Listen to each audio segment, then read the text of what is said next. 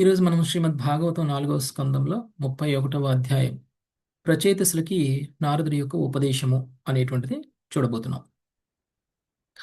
యాక్చువల్గా మనం కొంచెం గనక బ్యాక్గ్రౌండ్ చూసినట్లయితే ప్రచేతసులు ఘోరమైనటువంటి తపస్సు చేశారు శివుడి యొక్క ఉపదేశానుసారం. అలా ప్రచేతసుల తపస్సుకి ప్రసన్నుడైనటువంటి భగవంతుడు అష్టభుజ నారాయణ రూపంలో ప్రచేతసులకి దర్శనం ఇవ్వడం అనేటువంటిది జరిగింది. అలా ప్రచేతసుల దర్శనం తీసుకున్న తర్వాత భగవంతుడి ద్వారా ఒక వరాన్ని పొందడం అనేటువంటిది జరిగింది. అనంతకాలం పాటు వాళ్ళు ప్రాచీన బర్హి యొక్క సామ్రాజ్యాన్ని మొత్తం కూడా వాళ్ళు చాలా గొప్పగా పరిపాలన చేయబోతున్నారు.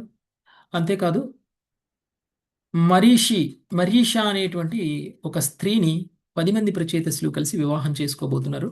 వాళ్ళకి దక్షుడు పుత్రుడుగా కలగబోతున్నాడు అనేటువంటి భవిష్యవాణిని భగవంతుడు పలకడం జరిగింది. ఈ దక్షుడు ఎవరు అనంటే ఇంతకు ముందు జన్మలో దక్ష యజ్ఞంలో శివుడి పట్ల చేసినటువంటి అపరాధానికి కారణంగా తన శిరస్సు ఖండింపబడి ఒక మేఘ శిరస్సుని పొందినటువంటి దక్షుడు. అప్పుడు చేసినటువంటి వైష్ణవాపరాధానికి కారణంగా ఒక బ్రాహ్మణ స్థితిలో ఉన్నటువంటి ఒక దక్షుడు మరణించిన తరువాత ఒక క్షత్రియ స్థితికి దిగజారిపోవడం అనేటువంటిది జరుగుతుంది. ప్రచేతసులకి కలిగినటువంటి ఈ దక్షుడు క్షత్రియ దక్షుడు. ఇంతకు ముందు దక్ష యజ్ఞం చేసినటువంటి దక్షుడు ఒక బ్రాహ్మణ దక్షుడు. అది ఇద్దరికి ఉన్నటువంటి తేడా. కారణం ఒక వర్ణం దిగిపోవడానికి కారణం తను చేసినటువంటి వైష్ణవ అపరాధం. శివుడి పట్ల తను చేసినటువంటి అపరాధం కారణంగా ఇలా జరిగింది. అయితే ప్రచేతసులు 10 మంది తన తండ్రి అడుగుజాడల్లో తన తండ్రి చెప్పిన విధంగా రాజ్యపాలన చేయాలి అని అనుకున్నారు. అలానే ప్రజాసృష్టి చేయడం అనేటువంటిది కూడా వీళ్ళ యొక్క కర్తవ్యం. కానీ ప్రచేతసులు ఆధ్యాత్మికంగా పురోగమించినటువంటి వాళ్ళు కాబట్టి, భక్తి అనేటువంటిది వాళ్ళ యొక్క జీవితం యొక్క పరమలక్ష్యం కాబట్టి వాళ్ళు ఒక్కడే పుత్రుని కంటారు. ప్రజాసృష్టి చేయాలి అనుకున్న వాళ్ళు ఒక్కడే పుత్రుని కంటే సరిపోతుందా? ఇంతకుముందు మనం చూసినట్టయితే దక్షుడు ఎంతమంది పుత్రులను కన్నాడు అని మనం తెలుసుకున్నాము. 100 మంది. దక్షుడు 10,000 మంది 10,000 మందిని ఒకసారి 1000 మందిని కన్నారు. ఎందుకు? వాళ్ళ ద్వారా ప్రజాసృష్టి చేయాలి అని. కానీ నారదుడు వాళ్ళందరికీ కూడా సన్యాసం ఇప్పించేశారు. అయితే ఇక నేను పుత్రుల కంటే నారదుడు వాళ్ళకి సన్యాసం ఇచ్చేస్తూ ఉంటారు, భక్తులను చేసేస్తూ ఉంటారు అని చెప్పేసి ఆయన 9 మంది పుత్రికలను కన్నారు. ఎంతమంది పుత్రికలు? 50 మంది పుత్రికల గుర్తులేదు. 27 మంది ప్రగతి. 27 మంది పుత్రికలను కన్నారట. ఓకే. సో ఆ విధంగా ఆ పుత్రికలని ఋషులకిచ్చి దేవతలకిచ్చి వివాహం చేసి ఆ విధంగా ప్రజాబాహుళ్యాన్ని ఉద్ధరించడం అనేటువంటిది దక్షుడు చేసినటువంటి పని. అంటే ప్రచేతసులు తన తండ్రి యొక్క ఆజ్ఞానుసారము వాళ్ళు ప్రజాసృష్టి చేయాలి, కానీ వాళ్ళు దక్షుని మాత్రమే కన్నారు. అయితే ప్రచేతసులు తన తండ్రి ఆజ్ఞను నెరవేర్చినట్లా కాదా అని అంటే, ఒకవేళ దక్షుడు కనుక ప్రజాసృష్టి చేసినట్లయితే తండ్రి ఆజ్ఞ నెరవేర్చినట్లే.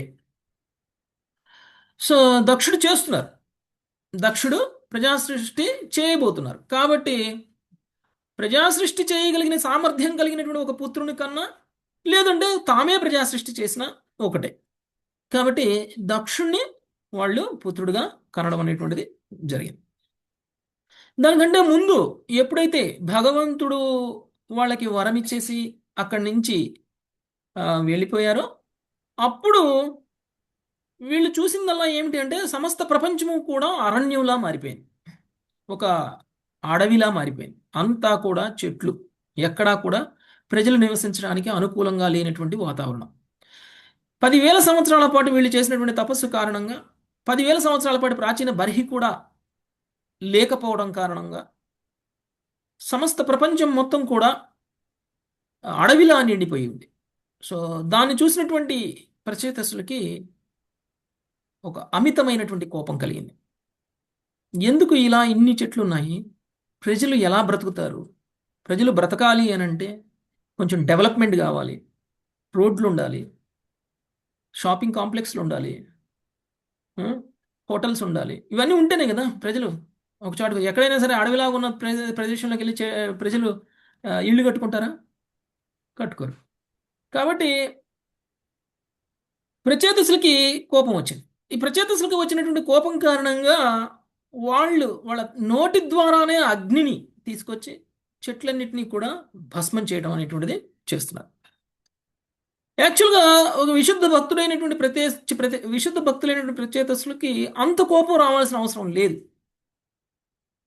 కానీ అవసరానికి మించినటువంటి కోపం వాళ్ళకు వచ్చినటువంటి కోపంతో ప్రచేతసులు ఏం చేస్తున్నారు?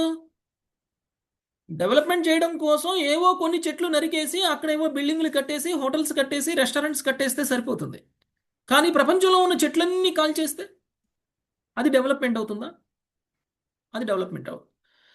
సో వైదిక సంస్కృతి ప్రకారంగా, శాస్త్రం ప్రకారంగా ఒకవేళ మానవ సమాజం నివసించడానికి అవసరమైతే కొంత ప్రకృతికి నష్టాన్ని కలిగించాలి అని అంటే కలిగించవచ్చు.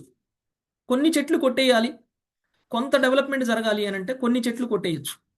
అలా అని మొత్తం చెట్లన్నీ తీసేయాలి అని అంటే వీళ్ళకి వచ్చినటువంటి వీళ్ళ కోపం కారణంగా వీళ్ళు విచక్షణను కోల్పోయి మొత్తం చెట్లనే నరికివేయాలి అని అనుకున్నారు. విశుద్ధ భక్తులు సైతం ఒక్కొక్క సందర్భంలో ఇలాంటి ఒక పరిస్థితులకి లోనవుతారు.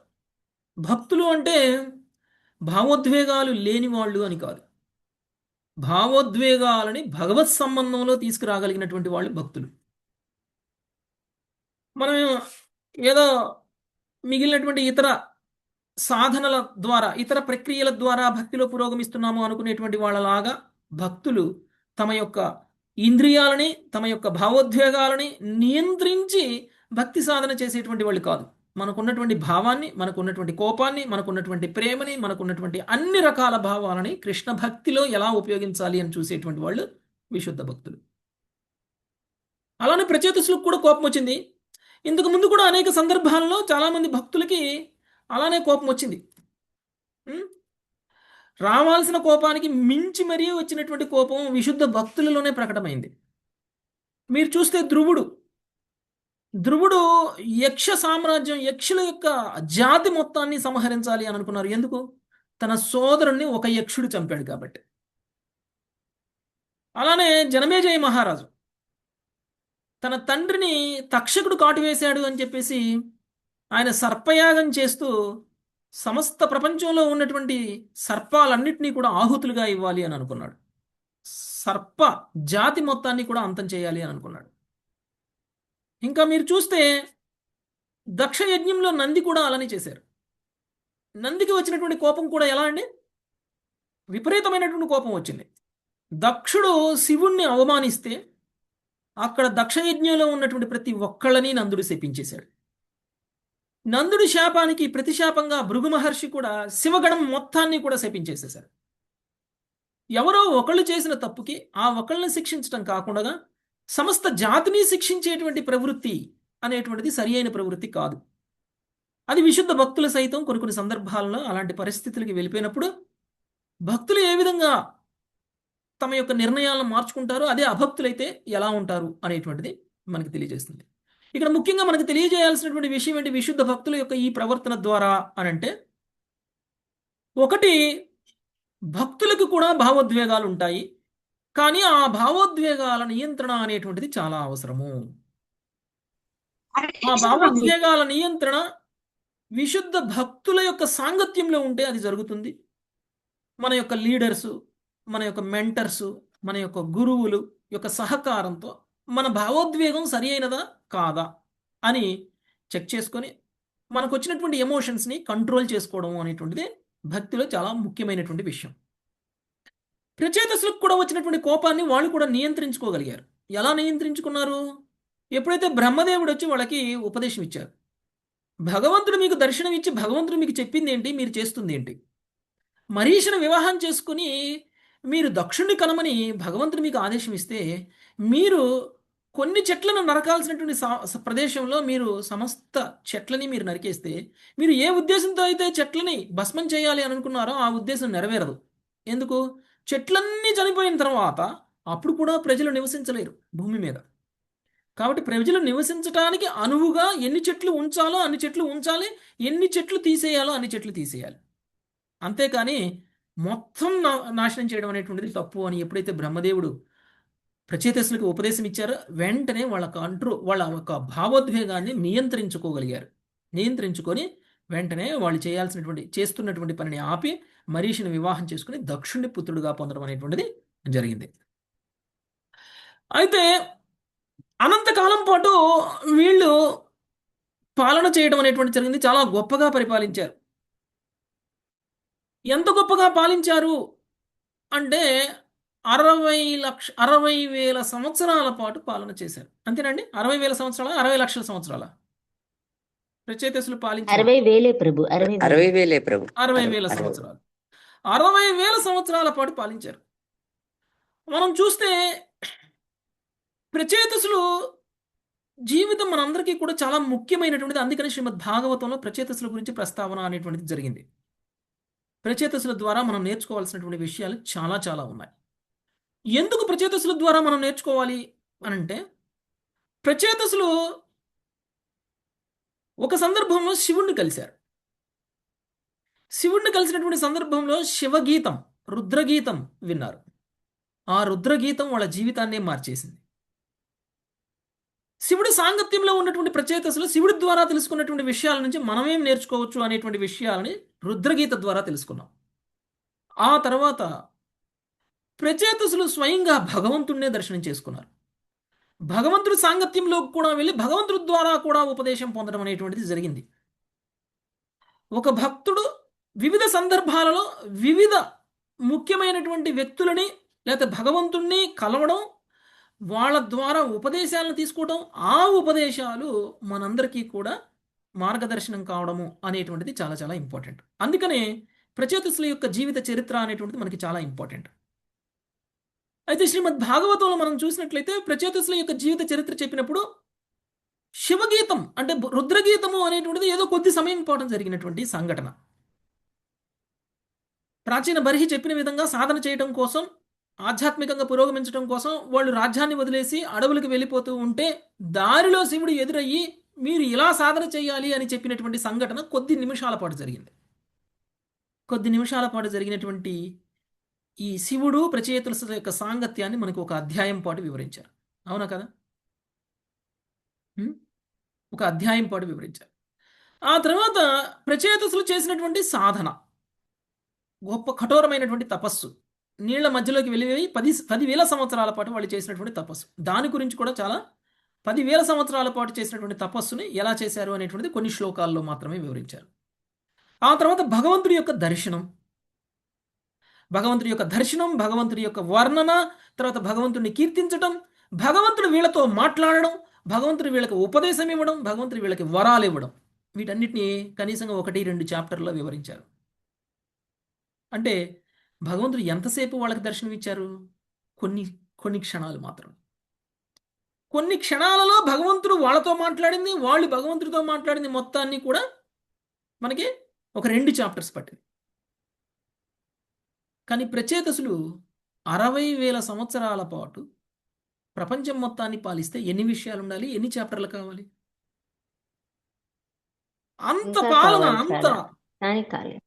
చాలా చాలా పాలన చేయాలి, చాలా విషయాలు ఉంటాయి. వాటన్నిటినీ చర్చించడానికి శ్రీమద్ భాగవతంలో ఉన్నటువంటి 12 స్కందాలు సరిపో. కానీ ఆ విషయాలన్నింటినీ శ్రీమద్ భాగవతంలో ఒక్క శ్లోకంలో మాత్రమే, 1 సెకండ్లోనే వివరించేసేసారు. అంటే శ్రీమద్ భాగవతం దేన్ని హైలైట్ చేస్తుంది, దేన్ని హైలైట్ చేయట్లేదు అనేటువంటి విషయం మనకు తెలియాలి. ప్రచేతసుల జీవితంలో మనకు ముఖ్యమైనటువంటి అంశాలని చాలా వివరణగా ఇచ్చేశారు. మనం తెలుసుకోవాల్సినటువంటి విషయాలన్నింటినీ కూడా చాలా వివరణగా ఇచ్చేశారు. కానీ ప్రచేతసుల విషయంలో మనం నేర్చుకోవాల్సినటువంటి విషయాలు కానటువంటి వాటిని 1 శ్లోకంలో, అర శ్లోకంలో వివరించేసేశారు. 60,000 సంవత్సరాల పాటు వాళ్ళ యొక్క పాలనా విధానాన్ని, పాలనా జీవితాన్ని 1 శ్లోకంలోనే చెప్పేసి తర్వాత ఏం జరిగింది అనేటువంటి విషయాన్ని చెప్పారు. ప్రచేతసుల పాలన మనకి ఇంపార్టెంట్ కాదు. ప్రచేతసుల యొక్క ఆధ్యాత్మిక సాధన మనకి ఇంపార్టెంట్. ప్రచేతసులు భక్తుల యొక్క సాంగత్యంలోకి వచ్చినటువంటి సంఘటనలు మనకి ఇంపార్టెంట్. ప్రచేతసులు శివుడిని కలిసింది మనకి ఇంపార్టెంట్. ప్రచేతసులు శివుడి ద్వారా తీసుకున్నటువంటి ఉపదేశాలు మనకి ఇంపార్టెంట్. ప్రచేతసులు భగవంతుడి యొక్క దర్శనం మనకి ఇంపార్టెంట్. భగవంతుడి యొక్క వర్ణన మనకి ఇంపార్టెంట్, భగవంతుడి ద్వారా వాళ్ళు పొందినటువంటి ఉపదేశాలు మనకి ఇంపార్టెంట్. మరి ఇప్పుడు ఏమి ఇంపార్టెంట్ మనకి? ప్రచేతసుల యొక్క రిటైర్మెంట్ ఇంపార్టెంట్ మనకి.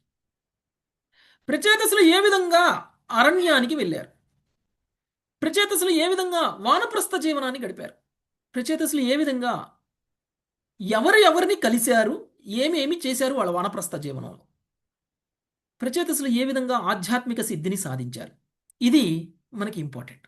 అవునా కదా? ప్రచేతసులు ఎలా పాలించారు అనేటువంటిది మనకి ఇంపార్టెంట్ కాదు. అందుకని శ్రీమద్ భాగవతం ఆ విషయాలన్నింటినీ కూడా చెప్పలేదు. అందుకనే ప్రచేతసులు అనంతకాలం పాటు పాలన చేసిన తర్వాత దక్షుడికి సామ్రాజ్యాన్ని వదిలేసి వాళ్ళు వానప్రస్థాశ్రమానికి వెళ్ళిపోయారు.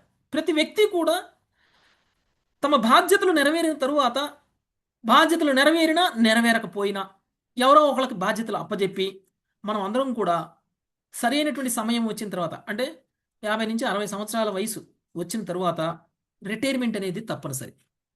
రిటైర్మెంట్ జీవితంలో ఏం చేయాలండి? సంపాదించిన దాన్ని ఎంజాయ్ చేయడం కాదు, లేదు అంటే పుత్ర పౌత్రులను చూసి మురిసిపోవడం కాదు. ఏం చేయాలి? రిటైర్మెంట్ జీవితం ఆధ్యాత్మికంగా పురోగమించడం కోసం తమ సమయాన్ని వెచ్చించాలి. తీర్థక్షేత్రాలు తిరగాలి, భక్తులని కలవాలి, భక్తుల సాంగత్యంలో ఉండాలి, భక్తుల యొక్క ఉపదేశాలను తీసుకోవాలి, దానికి అనుగుణంగా ఆధ్యాత్మిక సాధన చేయాలి. ప్రచేతసులు కూడా అదే చేయాలి అని అనుకున్నారు. అందుకనే వాళ్ళు రిటైర్ అయిపోయారు. రిటైర్ అయిపోయినటువంటి వాళ్ళు వెళ్ళి ఒక వ్యక్తిని కలిశారు, ఒక సాధువుని కలిశారు. ఆ సాధువు జాజిలి. జాజిలి అనేటువంటి ఒక సాధువుని కలిసి కొంతకాలం పాటు ఆయన సాంగత్యాన్ని తీసుకున్నారు.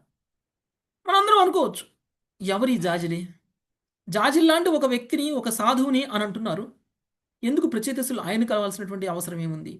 ఒక ముఖ్యమైనటువంటి లెసన్ మనకి ఇక్కడ జాజిల్ని కలవడం ద్వారా మనం తెలుసుకోవాలి. భక్తులందరూ పెద్ద పాపులర్ అయినటువంటి వ్యక్తులేం అవ్వాలని లేదు, లేదంటే పాపులర్ అయినటువంటి వ్యక్తులందరూ భక్తులు అవ్వాలని ఏం లేదు. జాజిలి అనేటువంటి ఒక సాధువుని ప్రచేతసులు కలిశారు అని అంటే ఆ ప్రచేతసులు కలవడానికి ఒక ప్రాముఖ్యం ఉంది. కృష్ణ భక్తిలో పురోగమించడం కోసం, కృష్ణ చైతన్యంలో పురోగమించడం కోసం విశుద్ధ భక్తులను కలవడం అనేటువంటిది ఆవశ్యకత. విశుద్ధ భక్తుల సాంగత్యంలో ఉండడం అనేటువంటిది తప్పనిసరి. అలాంటి విశుద్ధ భక్తులు పాపులర్ అయినటువంటి వ్యక్తులైనా, పాపులర్ కానటువంటి వాళ్ళైనా సరే, వాళ్ళని మనము సాంగత్యం తీసుకోవడం, వాళ్ళ ద్వారా ఉపదేశం తీసుకోవడం, వాళ్ళ ద్వారా కృష్ణ భక్తిలో ఎలా పురోగమించాలి అనేటువంటిది ఆలోచించడం చాలా ఇంపార్టెంట్. గొప్ప గొప్పగా క్లాసులు చెప్పే వాళ్ళే భక్తులు కాదు, సెలబ్రిటీలు మాత్రమే భక్తులు కాదు, పాపులర్ అయ్యి పేరు ప్రతిష్టలు ఉన్నటువంటి వాళ్ళు మాత్రమే భక్తులు కాదు. వాళ్ళ సాంగత్యంలో ఉంటేనే నేను ఆధ్యాత్మికంగా పురోగమిస్తాను, వాళ్ళ సాంగత్యంలో ఉంటేనే నేను భక్తిలో పురోగమిస్తాను అని అనుకోవడం భక్తిలో సరి అయినది కాదు. మనం భక్తిలో పురోగమించడానికి ఎవరైనా పర్వాలేదు, ఎవరు సహకారం చేస్తే వాళ్ళ యొక్క సాంగత్యంలో మనం ఉండేటువంటి ప్రయత్నం చేయాలి. అదే ప్రచేతసులు కూడా ఇక్కడ చేశారు. జాజిలి అనేటువంటి ఒక సాధువుని కలిసి ఆయన యొక్క సాంగత్యం ద్వారా కృష్ణ చైతన్యంలో పురోగమించాలి అని అనుకున్నారు. ఆ తర్వాత ప్రచేతసులు నారదుడిని కలవడం అనేటువంటిది జరిగింది. నారదుడు వచ్చారు వాళ్ళ దగ్గరికి. నారదుడు వచ్చి మళ్ళీ వాళ్ళకి ఉపదేశం ఇవ్వబోతున్నారు. మీరు ఒక విషయాన్ని గమనించండి. నారదుడు ప్రచేతసులకి చెప్పబోయేటువంటి విషయాలు ఏవైతే ఉన్నాయో ఇవన్నీ ఇంతకుముందు ప్రచేతసులకి తెలియదా? ప్రచేతసులకి ఇంతకుముందు శివుడు ఉపదేశం చేయలేదా? ఇంతకుముందు స్వయంగా భగవంతుడే ఉపదేశం చేయలేదా? ఆ తర్వాత జాజిలి ఉపదేశం చేయలేదా? ఇప్పుడు వచ్చి నారదుడు కొత్తగా ఉపదేశం చేసేదేంటి?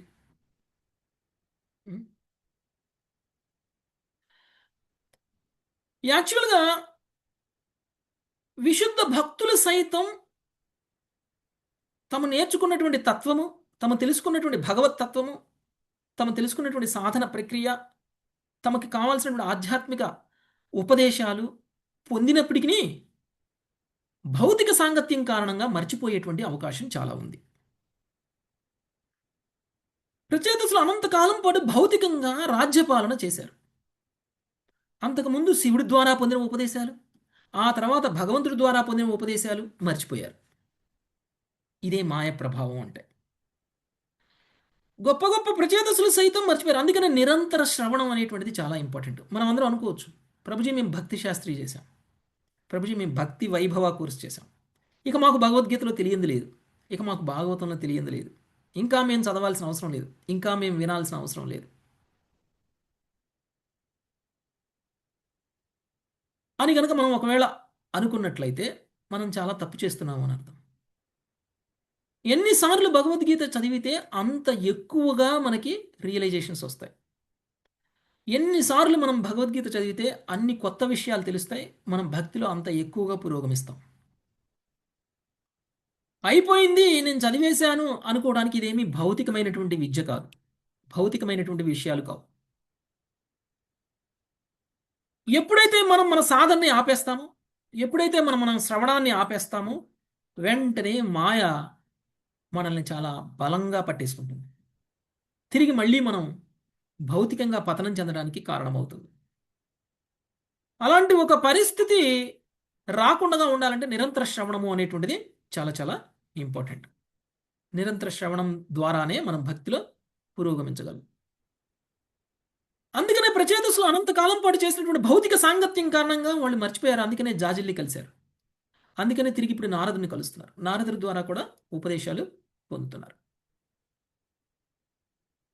సో మనం అందరం అనుకోవచ్చు, ఇది కేవలం మనలాంటి ఒక సామాన్యమైనటువంటి వ్యక్తులు లేకపోతే ప్రచేతసులు లాంటి విషయాల్లోనే జరుగుతుంది మర్చిపోవడం అనేటువంటిది.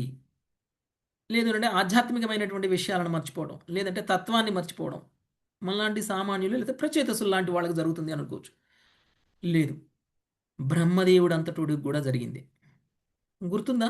బ్రహ్మదేవుడు స్వయంగా భగవంతుడి నుంచే ఉపదేశాన్ని పొందినటువంటి వ్యక్తి. బ్రహ్మదేవుడు విశుద్ధ భక్తుడు. బ్రహ్మదేవుడికి భగవంతుడే సేవనిచ్చాడు. ఏమని? గౌణ సృష్టి చేయమని.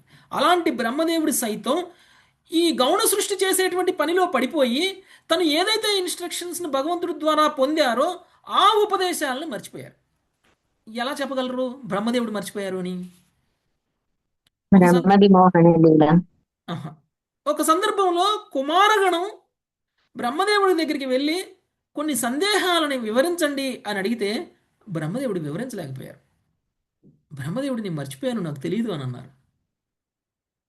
ఆ సందర్భంలోనే భగవంతుడు స్వయంగా తిరిగి మళ్ళీ హంసావతారంలో వచ్చి కుమారగణానికి తిరిగి ఉపదేశం చేయడం అనేటువంటిది జరిగింది. ఎందుకు బ్రహ్మదేవుడు ఎక్స్ప్లెయిన్ చేయలేకపోయాడు? ఏ విషయాలైతే హంసావతారంలో వచ్చి కుమారగణానికి భగవంతుడు తెలియచేశారో ఆ విషయాలు ఆల్రెడీ బ్రహ్మదేవుడికి భగవంతుడు తెలియచేశారు కదా. బ్రహ్మ పరంపరలోనే కదా మనం ఉన్నాం. బ్రహ్మ మూల ఆచార్యుడు కదా మనందరికీ. అలాంటి మూల ఆచార్యుడే మర్చిపోయేటువంటి అవకాశాలు ఉన్నాయి. ఎంత గొప్ప ఆచార్యుడైనా, ఎంత గొప్ప విశుద్ధ భక్తుడైనా ఆధ్యాత్మికమైనటువంటి సాధన, ఆధ్యాత్మికమైనటువంటి విషయాలని ఎప్పుడు మర్చిపోతామంటే నిరంతర సాధన, నిరంతర శ్రవణ కీర్తనలు లేకపోతే మర్చిపోతాం. బ్రహ్మదేవుడు కూడా రజోగుణ ప్రభావంలో భౌతిక సృష్టి చేసే పనిలో బిజీ అయిపోవడం వలన, అది కూడా భగవంతుడిచ్చే సేవే, బిజీ అయిపోయారు. అందువలన మర్చిపోయారు. ఓకే, కాబట్టి మనం ఎంత భౌతికంగా ఉన్నా కృష్ణ చైతన్యంలో లేకపోతే చాలా ప్రమాదం ఉంది భౌతికంగా పతనం చెందడానికి. ఈ ప్రచేతసుల యొక్క లెసన్ ద్వారా మనం ఇది తెలుసుకోవాలి. తెలుసుకొని ప్రచేతసులు ఏ విధంగా భౌతిక పతనం కాకుండా వాళ్ళని వాళ్ళు కాపాడుకున్నారు, ఏ విధంగా వాళ్ళు సాధన అనేటువంటిది చేశారు, ఏ విధంగా వాళ్ళు భక్తుల యొక్క సాంగత్యాన్ని తీసుకుని పురోగమించారు అనేటువంటి విషయాన్ని అర్థం చేసుకుని ఆ విధంగానే పురోగమించేటువంటి ప్రయత్నం మనం కూడా చేయగలగాలి. అయితే నారదుణ్ణి కలిశారు. నారదుడు తన యొక్క ఉపదేశాన్ని చేస్తున్నారు. ఇప్పుడు నారదుడు చేసినటువంటి ఉపదేశం ప్రత్యేకించి భక్తి యొక్క ప్రాముఖ్యతని తెలియజేస్తున్నారు, భక్తి యొక్క గొప్పతనాన్ని తెలియజేస్తున్నారు. మనం అందరం కూడా భక్తిలో ఉండాల్సినటువంటి ఆవశ్యకత గురించి తెలియజేస్తున్నారు. భగవంతుణ్ణి పొందడము అనేటువంటిది మనుషుల యొక్క లక్ష్యం ఎలా కావాలి అనేటువంటి విషయాన్ని చెప్తున్నారు. ఒకవేళ ఆ లక్ష్యాన్ని కనుక మనం పెట్టుకోకపోతే ఏమైపోతాము అనేటువంటి విషయాన్ని కూడా మనకి నారదుడు తెలియజేస్తున్నారు.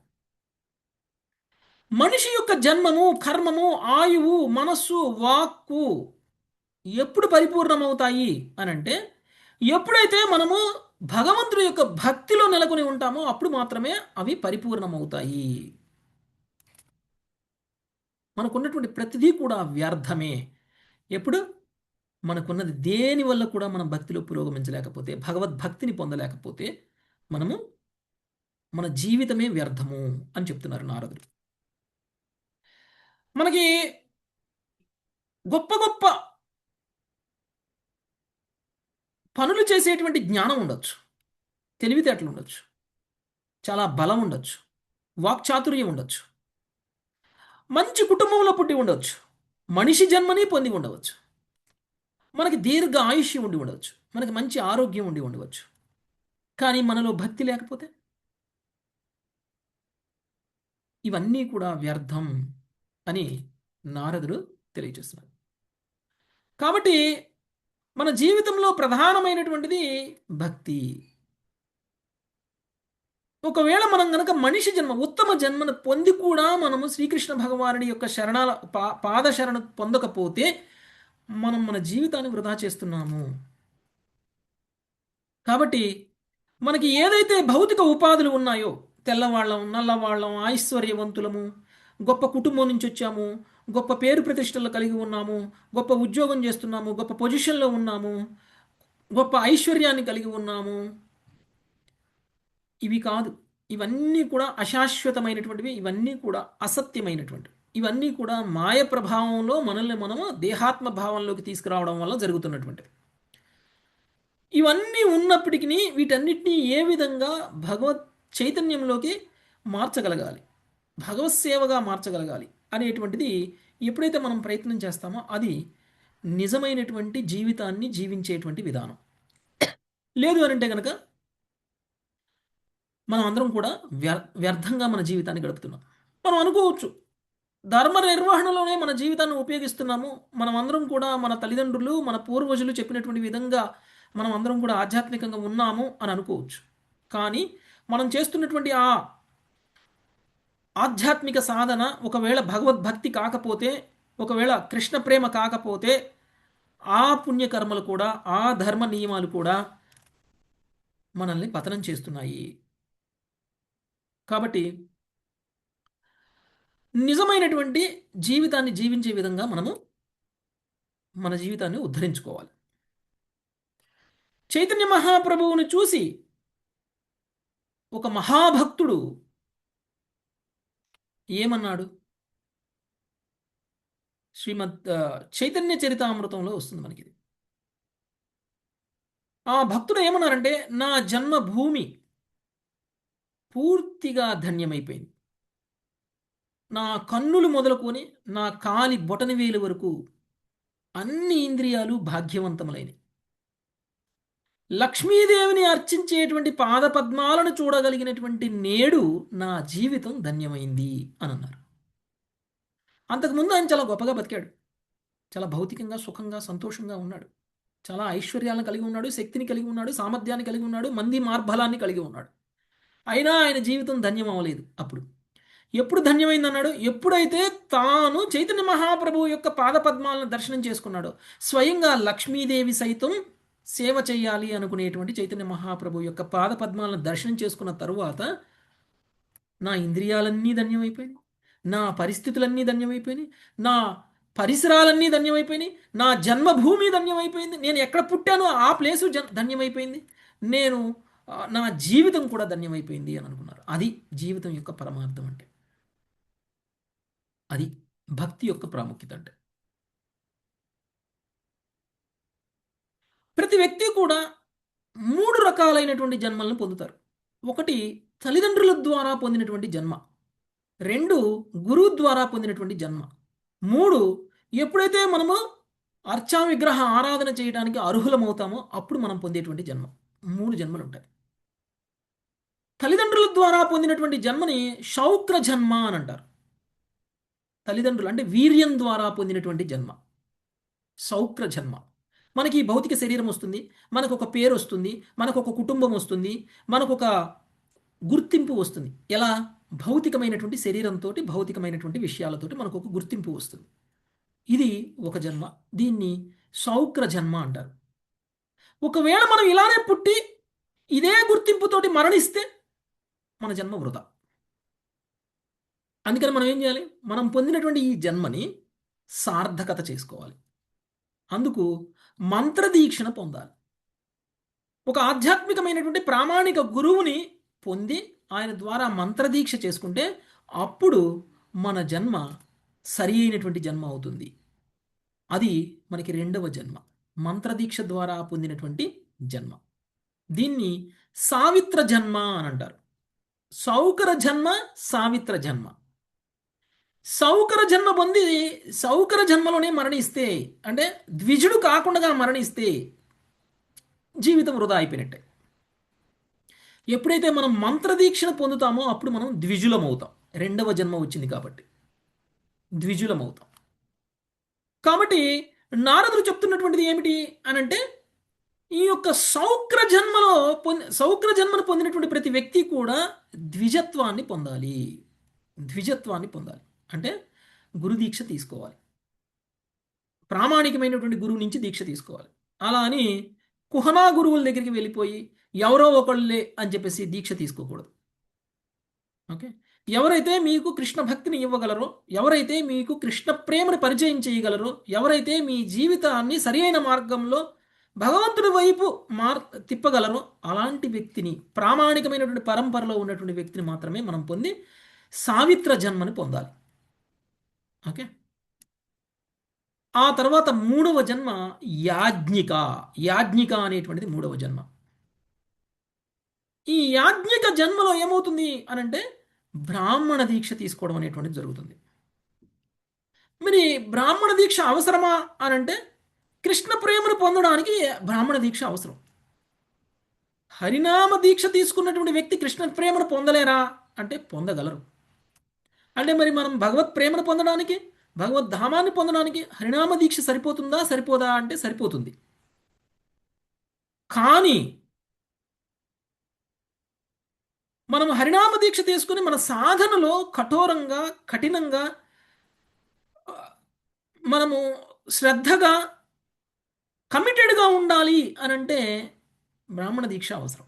బ్రాహ్మణ దీక్ష తీసుకుంటే మన నియమ నిబంధనలు మారుతాయి. బ్రాహ్మణ దీక్ష తీసుకుంటే మన సాధన ఇంకా స్ట్రాంగ్గా ఉంటుంది.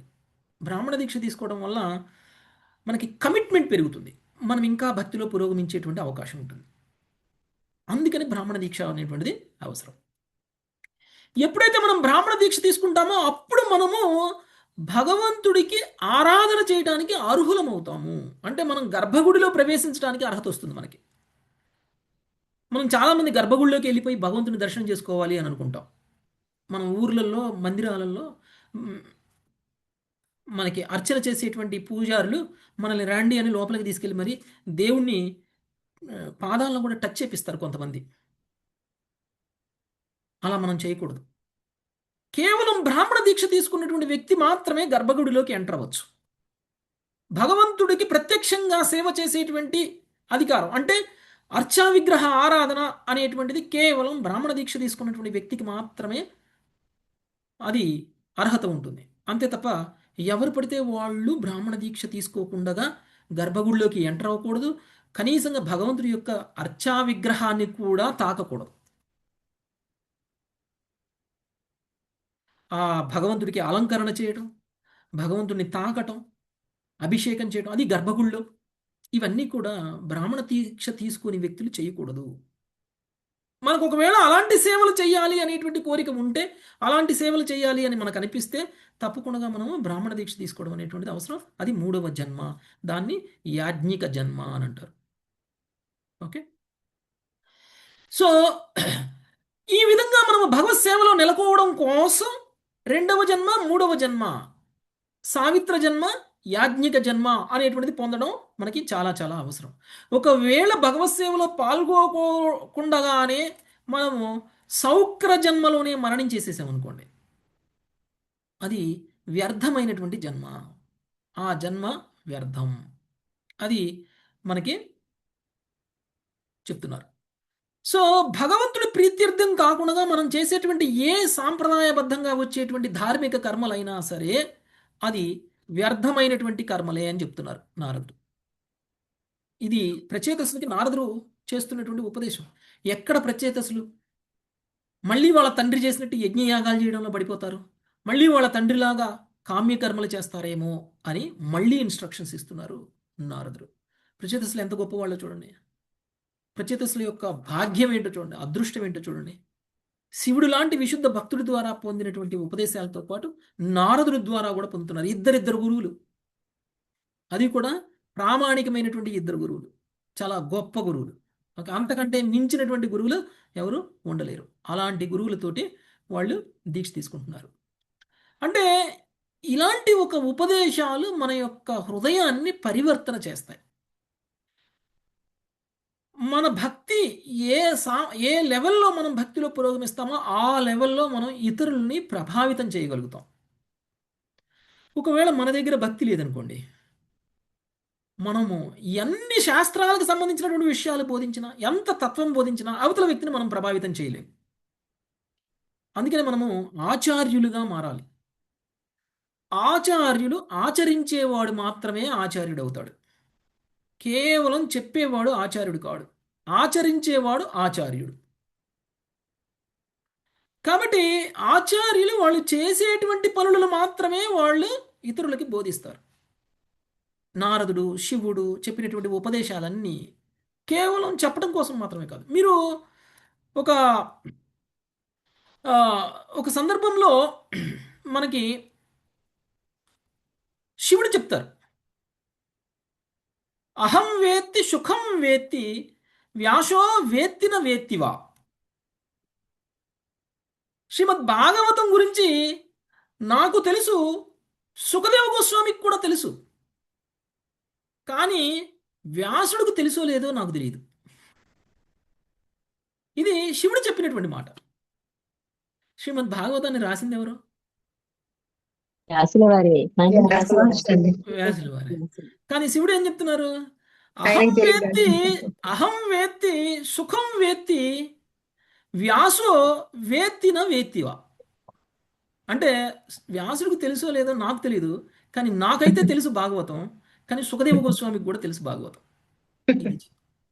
అంటే ప్రత్యేకించి మనం తెలుసుకోవాల్సినటువంటి విషయం ఏమిటి ఇక్కడ అంటే, ఆధ్యాత్మికమైనటువంటి విషయాలు కేవలం జ్ఞానం ఉంటే సరిపోదు. కేవలం నాకు తెలుసు, నేను స్కాలర్ని, నేను భక్తి శాస్త్రి చేశాను, భక్తి వైభవ చేశాను అంటే సరిపోదు. భక్తి కావాలి. భక్తి అనేటువంటిది ఎవరి దగ్గర ఉంటుందో వాళ్ళు మాత్రమే భాగవతాన్ని తెలుసుకోగలుగుతారు.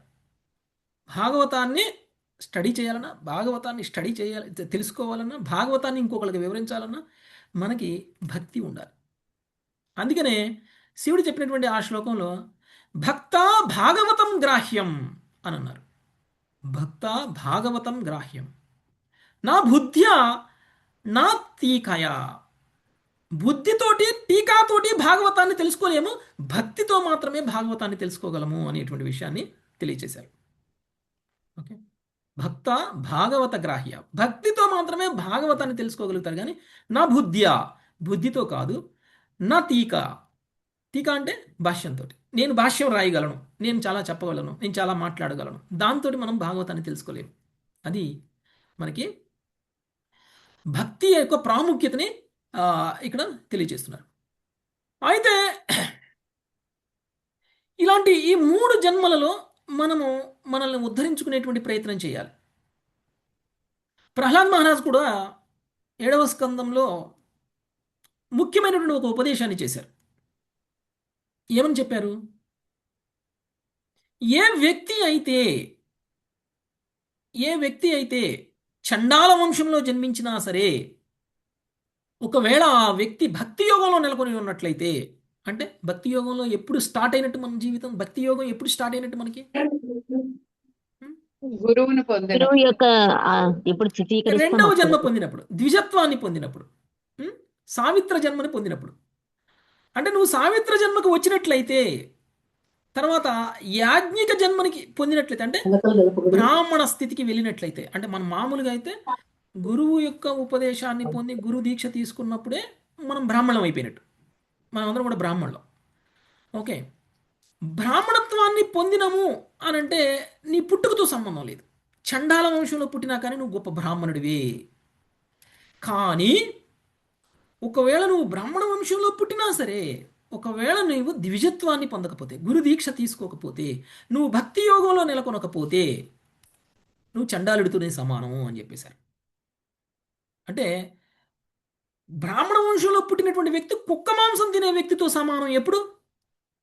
తను ఆధ్యాత్మికంగా పురోగమించకపోతే, తను భక్తి యోగంలో ఉండకపోతే, తను ద్విజత్వాన్ని పొందకపోతే, తను గురువుని పొందకపోతే.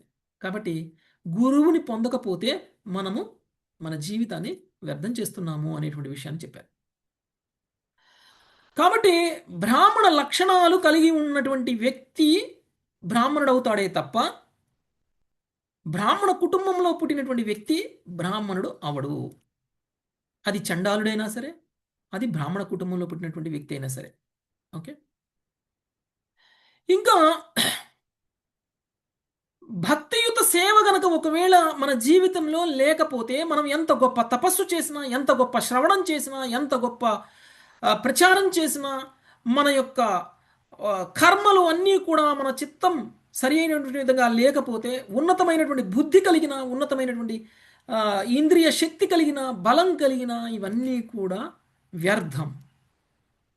ఇవన్నీ కూడా వ్యర్థం. భక్తి అనేటువంటిది లేకుండా మనకి మంచి కుటుంబం కలిగింది, వ్యర్థం. మనకి మంచి పేరు కలిగింది, వ్యర్థం. మనకి మంచి శక్తి ఉంది, వ్యర్థం. మనకి ఐశ్వర్యం ఉంది, వ్యర్థం. మనకి మంచి ఉద్యోగం ఉంది, వ్యర్థం. మనం ఎంతోమందిని ఇన్ఫ్లుయెన్స్ చేయగలుగుతున్నాము భౌతికంగా, అది కూడా వ్యర్థం. ఇవన్నీ కూడా సున్నాలు. ఐశ్వర్యం ఒక సున్నా, శక్తి ఒక సున్నా, సామర్థ్యం ఒక సున్నా, పేరు ప్రతిష్ట ఇంకొక సున్నా, బలం ఇంకొక సున్నా, ఉత్తమమైనటువంటి పొజిషన్ ఇంకొక సున్నా. ఇన్ని సున్నాలకి విలువ ఎప్పుడు వస్తుంది?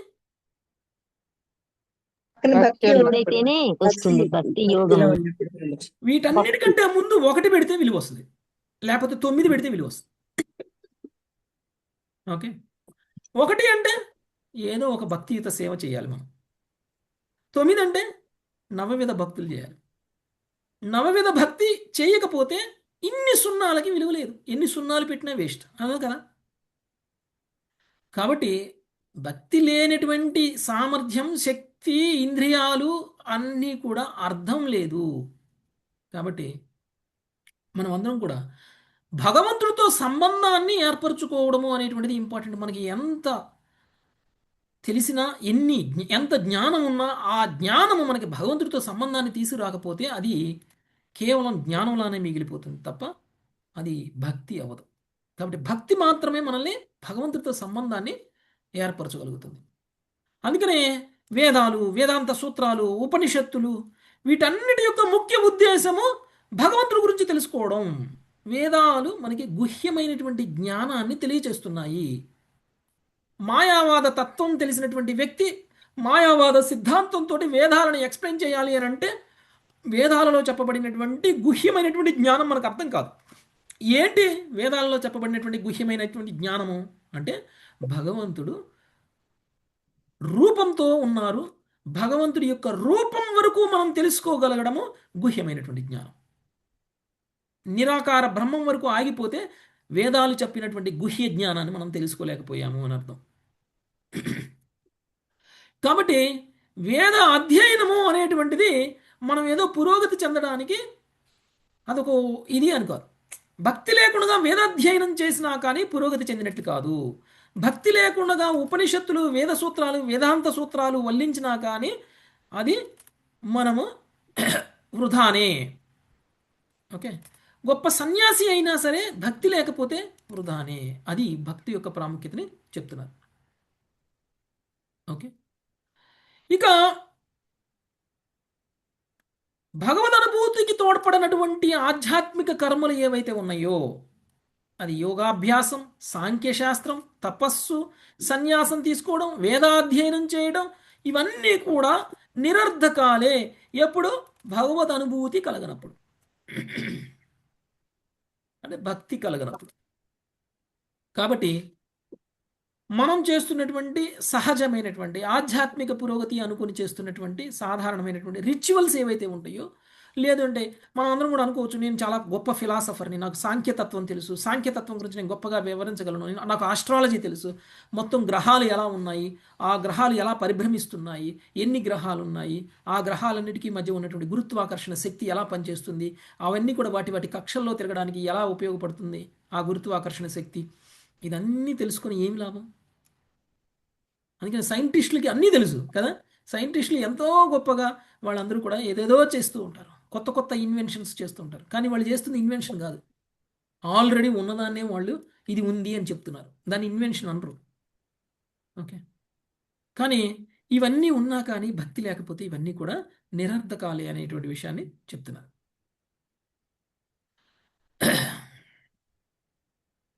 ఇక సమస్త విశ్వానికి కూడా భగవంతుడే మూలం, సమస్త జ్ఞానానికి కూడా భగవంతుడే మూలం, భగవదానుభూతికి ఆత్మానుభూతికి కూడా మనం భగవంతుడినే ఆశ్రయించి ఉండాలి.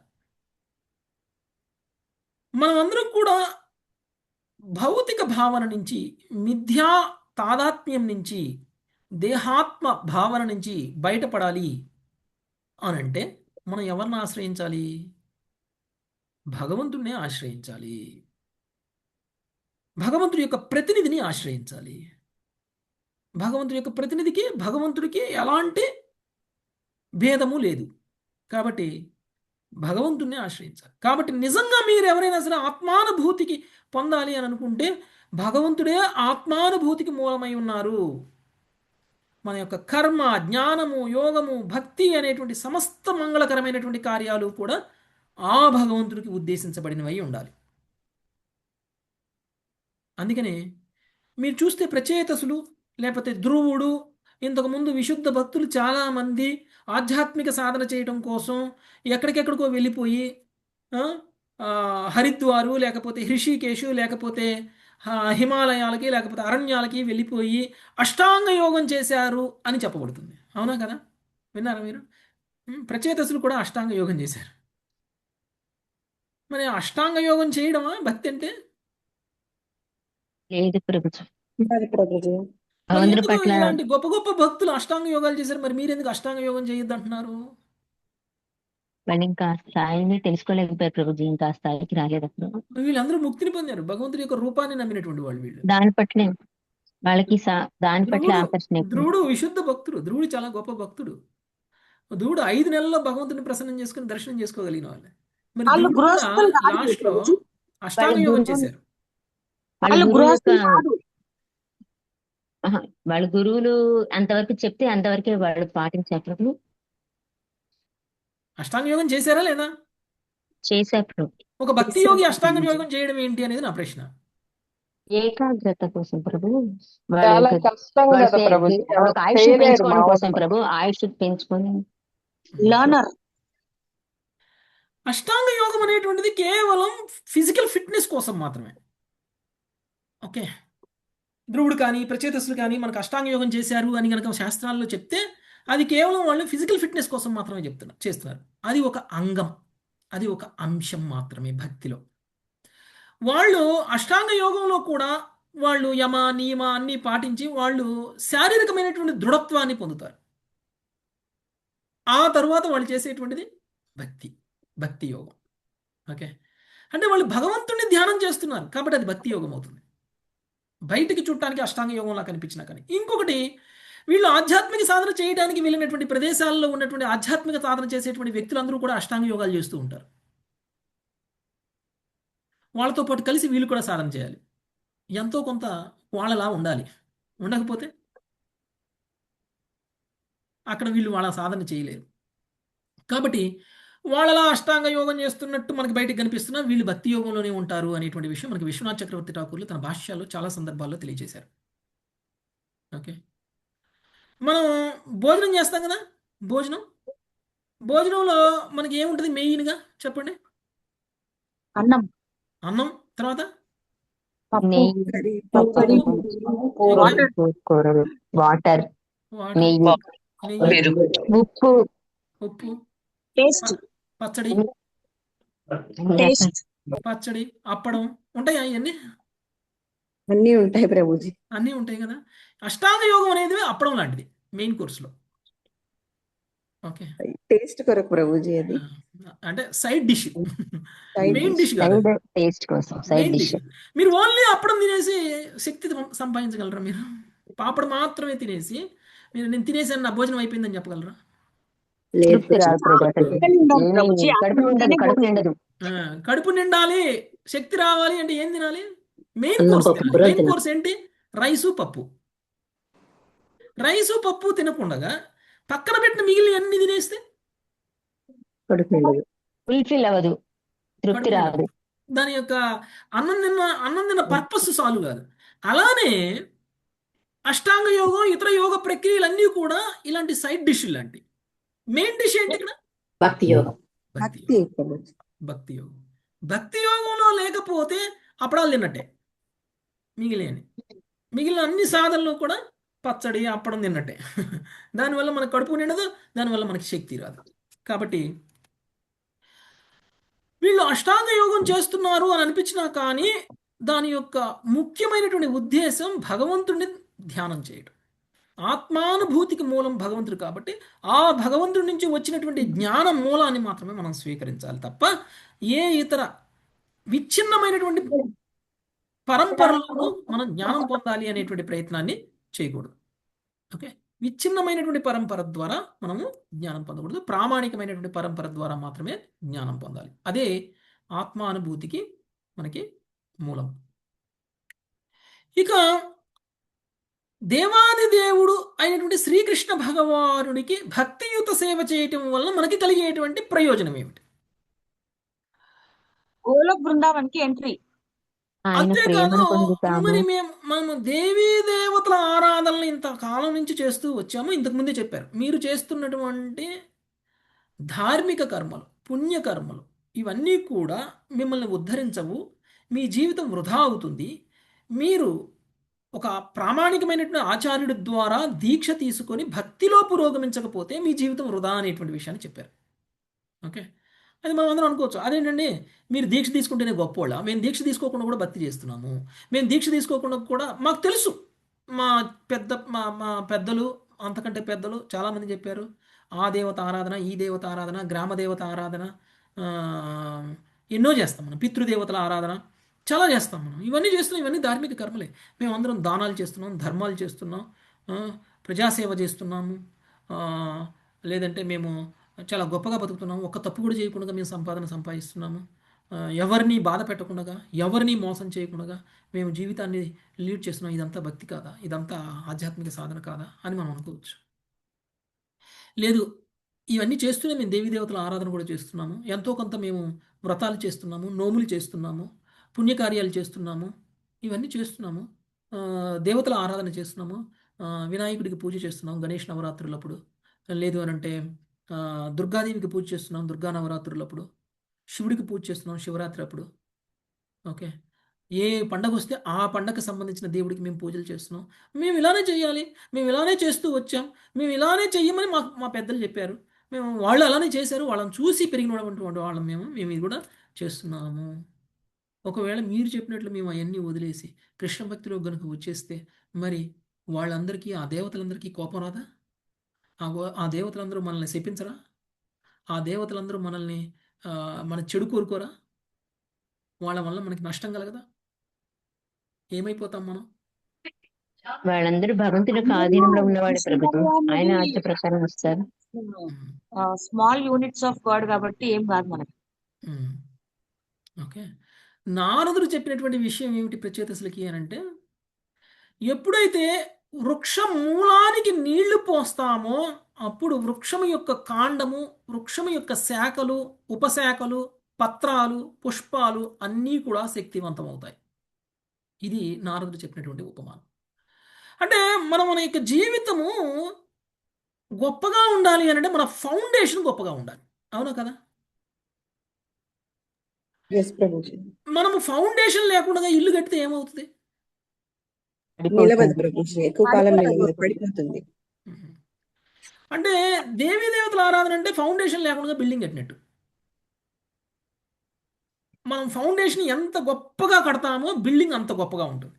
అంత అంత స్ట్రాంగ్గా ఉంటుంది. అందుకనే మనకి ఆచార్యులు చెప్పేటువంటి ఉపమానం ఏమిటి అని అంటే, మీరు చెట్టు గొప్పగా పెరగాలి అనంటే చెట్టు వేర్లకి నీళ్లు పోయాలి.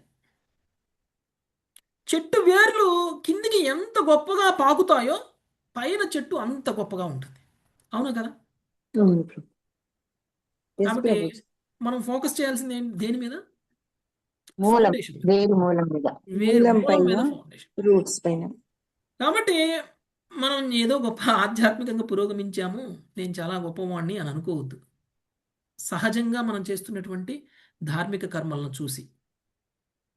ఎందుకంటే ఫౌండేషన్ లేదు దానికి, ఎప్పుడైనా కూలిపోతుంది. కాబట్టి మనం వృక్ష మూలానికి మనం చేయాలి. అంటే నేను ఆధ్యాత్మికంగా అంటే ఇప్పుడు చెట్టు బాగా పెరిగిపోయింది అనుకోండి, బాగా పెరిగిపోయిన తర్వాత చెట్టు అంటే మనం ఆధ్యాత్మికంగా బాగా ఇన్నాళ్ళు వేరుకు నీళ్లు పోస్తూ వచ్చేసాము, వేర్లు లోపలికి వెళ్ళిపోయాయి, ఇక చెట్టు బాగా పెరిగిపోయింది, ఇంకా వేళ్ళకి నీళ్లు పోయిన అవసరం లేదా? తర్వాత పోస్తూ ఉండాల్సింది. వర్షం పడుతుంది కదా, దానికి సరిపోతుంది. వర్షం అంటే అదేనా నీళ్లు పోయడమే కదా. వర్షం ఎప్పుడు పడుతుంది? మీరు యజ్ఞం చేస్తే పడుతుంది. అవునా కదా? మీరు యజ్ఞం చేయకుండా వర్షం దాని అంతగా పడదు, చేస్తేనే పడుతుంది. చేస్తేనే ఇస్తూనే ఉండాలి ప్రభు, మూలానికి ఇస్తూనే ఉండాలి. నిరంతరం ఇస్తుంటేనే చేయాలి స్ట్రాంగ్ ప్రభుజీ. అవుతుంటుంది, ఇంకా నిరంతరము బాగా చేస్తూనే వృద్ధి ఉండాలి. చెందుతుంది ప్రభు, డెవలప్ అవుతుంది బాగా. అంటే మన సాధన ఏదైతే ఉందో, హరినామ ఇది జపం ఏదైతే పచ్చి ఉందో, మామిడికాయ వేస్తున్నావు కదా, పీల్ హరినామ చేసి జపం. వేయాలి. లేదంటే పచ్చి మామిడికాయ పండు ఉంటుంది చూడు, అది బాగుంటుంది. లక్ష్మీ శ్రీనివాస్ మాతాజీ ఏమిస్తున్నారు మాకు? మామిడికాయ కారం పెడుతున్నారు మాకు. Okay, sorry Prabhuji. మ్యూట్లో ఉండాలి మాతాజీ. ఓకే. సో భక్తిలో పురోగమించడము అనంటే, నేను చాలా పురోగమించేశాను, నా సాధన అయిపోయింది, నేను భక్తి శాస్త్రం చేశాను, భక్తి వైభవం అయిపోయింది, ఇంక నేనేం చేయని అవసరం లేదు కాదు. నిరంతరం మన సాధన ఉండాలి, నిరంతరం శ్రవణం ఉండాలి, నిరంతరం కీర్తన ఉండాలి, నిరంతరం జపం ఉండాలి. ఓకే. సో ఈ విధంగా ఎప్పుడైతే మనము పురోగమిస్తామో అప్పుడే మనం భక్తిలో చాలా స్ట్రాంగ్గా ఉంటాం. అనొచ్చు, నేను ఒకసారి భాగవతం విన్నానండి, ఇంక నాకు అవసరం లేదు. కొంతమంది అంటారు, ప్రభుజీ మీరు రెండోసారి చెప్తున్నారు ప్రభుజీ, నేను ఆల్రెడీ 4వ స్కందం ఇంతకుముందు 2 సార్లు విన్నాను, మాతాజీ చెప్పినప్పుడు ఒకసారి విన్నాను, మీరు చెప్పినప్పుడు ఒకసారి విన్నాను, మరి మీరు కూడా 2 సార్లు చెప్పారు, మీరు చెప్పిన 2 సార్లు చెప్పినప్పుడు విన్నాను, ఇప్పుడు మూడోసారి చెప్తున్నాను, ఇంకా నాకు అవసరం లేదు, మీరు 10వ స్కందానికి వచ్చినప్పుడు చెప్పండి, నేను జాయిన్ అవుతాను మీ క్లాస్లో అంటారు. విన్నారా అలాంటి వాళ్ళని మన క్లాసుల్లో? ఉంటారు ప్రభుజీ కొంతమంది. సో అది మనం చేస్తున్నటువంటి తప్పు. నిరంతర శ్రవణం అనేటువంటిది ఇంపార్టెంట్. విన్నదైనా సరే మనం మళ్ళీ వినాలి. ఎందుకంటే ఇంతకు ముందు చెప్పిన విషయాలు ఇప్పుడు చెప్పరు. ఇప్పుడు చెప్పిన విషయాలు చాలా ఇంతకు ముందు చెప్పకుండానే మనం 4వ స్కందాన్ని కంప్లీట్ చేసుకున్నాం. అవునా కదా? ఇంత క్షుణ్ణంగా ఇంత డీప్గా అర్థం చేసుకున్నామా మనం ఇంతకు ముందు? 4వ స్కందం ఒకసారి 2 సార్లు కంప్లీట్ చేసాం మనం. అంటే ఎవ్రీ ఎక్స్ప్లెనేషన్ లో కొత్త కొత్త పాయింట్లు వస్తుంటాయి కదా ప్రభుజీ. కొత్త కొత్త పాయింట్లు వస్తూ ఉంటాయి. అందుకనే నేను ఇదేమి భౌతికమైనటువంటి విద్య కాదు. నేను 4th స్టాండర్డ్ అయిపోయింది, 5th స్టాండర్డ్కి వెళ్ళిపోయాను, 5th స్టాండర్డ్ అయిపోయింది, 6th స్టాండర్డ్కి అయిపోయాను, లేదా 10th అయిపోయింది, 11th వెళ్ళిపోయాను, మళ్ళీ నేను 10th వెళ్ళి కూర్చోవాల్సిన అవసరం లేదు, నేను మళ్ళీ 10th క్లాస్ సబ్జెక్టులు చదవాల్సిన అవసరం లేదు అని మనం భౌతికమైనటువంటి జ్ఞానంలో మనం అలా అంటాం. కానీ ఆధ్యాత్మిక జ్ఞానం అలా కాదు. అందుకనే ఆధ్యాత్మిక జ్ఞానం రూట్స్ ఎంత లోపలికి వెళ్తాయో అంత గొప్పగా మన భక్తి లత అనేటువంటిది ఉంటుంది. అవునా కదా? కాబట్టి మనము మూలాన్ని మర్చిపోకూడదు. భక్తిలో చాలా ఇంపార్టెంట్, మనం మూలాన్ని మర్చిపోకూడదు. సమస్త ఇంద్రియాలని భగవత్ సేవలో ఉపయోగించడమే వృక్ష మూలానికి నీళ్లు పోయడం. సమస్త ఇంద్రియాలని భగవత్ సేవలో ఉపయోగించడమే వృక్ష మూలానికి నీళ్లు పోయడం లాంటిది. అప్పుడే వృక్షము శక్తివంతంగా ఉంటుంది, అప్పుడే మన భక్తి కూడా గొప్పగా ఉంటుంది, భక్తి లత కూడా చాలా శక్తివంతంగా ఉంటుంది. కాబట్టి ఎప్పుడైతే మనము విష్ణు భక్తికి వస్తామో, ఎప్పుడైతే మనం కృష్ణ భక్తి చేస్తామో, అప్పుడు ఆటోమేటిక్గా దేవతలందరూ కూడా సంతృప్తులవుతారు, సంతుష్టులవుతారు. వాళ్ళని ప్రత్యేకంగా సంతుష్టి చేయాల్సిన అవసరం లేదు. ఓకే.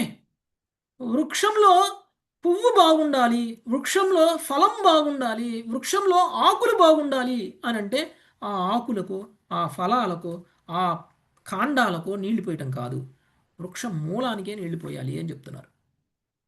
ఓకే, మీరు ఆరోగ్యంగా ఉండాలి అంటే మీకు కడుపుకు అన్నం పెట్టాలి. నా చెయ్యి శక్తిగా పనిచేయాలి, శక్తివంతంగా ఉండాలి, నేను ఒక మంచి బరువుని లేపగలగాలి అంటే ఒక ప్లేట్ నిండా అన్నం పెట్టి చేతికి పెడితే ఏమైంది? అన్నాన్ని చేతికి శక్తి వస్తుందా? ఆ చెయ్యి బరువుని ఎత్తగలుగుతుందా? ఎత్తలేదు. దేనికి పెట్టాలి? నోటికే పెట్టాలి. నోటి ద్వారా కడుపుకి తీసుకెళ్ళాలి. అప్పుడు మాత్రమే శరీరంలో ఇతర భాగాలన్నిటికీ కూడా శక్తి వస్తుంది. అప్పుడు మాత్రమే శరీరంలో ఇతర భాగాలన్నీ కూడా పనిచేయగలుగుతాయి. అలానే దేవాది ప్రభుజీ దేవుడైనటువంటి ఐవీఎఫ్ పెడతాం శ్రీకృష్ణ కదా ప్రభుజీ, ఉం? ఐవీఎఫ్ ఇంట్రా వెనైల్ ఇంజెక్షన్ ఇస్తాం కదా, మరి దాన్ని ఎట్లా కంపేర్ చేయొచ్చు? ఏమంటున్నారు మీరు? నాకు అర్థం కాల. సలైన్ పెడతారు కదా, సలైన్. సెలైన్ ఎక్కడికి వెళ్తుంది? కాలుకి శక్తి కావాలంటే కాళ్ళలోకి వెళ్తుందా సెలైన్? సెలైన్ దేనికి వెళ్తుంది? Nervous system. అయితే నరాలు. మీరు నరాలు. ఓ పని చేయండి, మీరు సెలైనే పెట్టుకుని అన్నం తింటాం మానేయండి, ఏమైంది? చచ్చిపోతాం. అదే అవుతుంది అనమాట. సెలైన్తో కంపేర్ చేసే ఉదాహరణే కాదు ఇది. ఓకే, సెలైనే పెట్టుకుని అన్నం తినమా. అన్నం నోటి ద్వారా కడుపుకి వెళ్ళినంత కాలమే మనిషి ఆరోగ్యంగా ఉంటాడు. బయట నుంచి ఏ సబ్స్టిట్యూట్స్ తీసుకున్నా, లేదంటే ఒక ఇంజెక్షన్ చేసుకుని బలం పొందాలి అనుకున్నా, లేదంటే సెలైన్ పెట్టుకొని ఆరోగ్యంగా ఉండాలనుకున్నా అది సాధ్యం కాదు. అదంతా ఆర్టిఫిషియల్. Okay, next.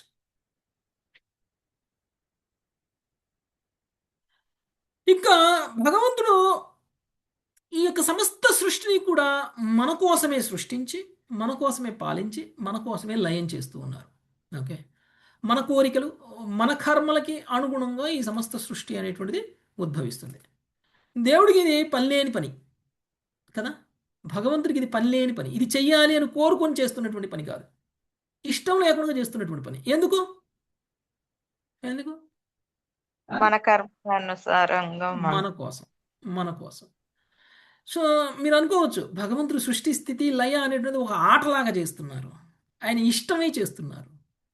ఆయన చిన్నపిల్లలు ఏ విధంగా అయితే ఒక బొమ్మ ఇస్తే బొమ్మని విడగొడతారు, బొమ్మని మళ్ళీ కలుపుతారు, మళ్ళీ బొమ్మని నడుపుతారు, అన్నీ చేస్తారు కదా, అలానే బొమ్మలాట ఆడుతున్నారు భగవంతుడు, సరదాగా ఎంజాయ్ చేస్తున్నారు అని అనుకుంటాం మనం.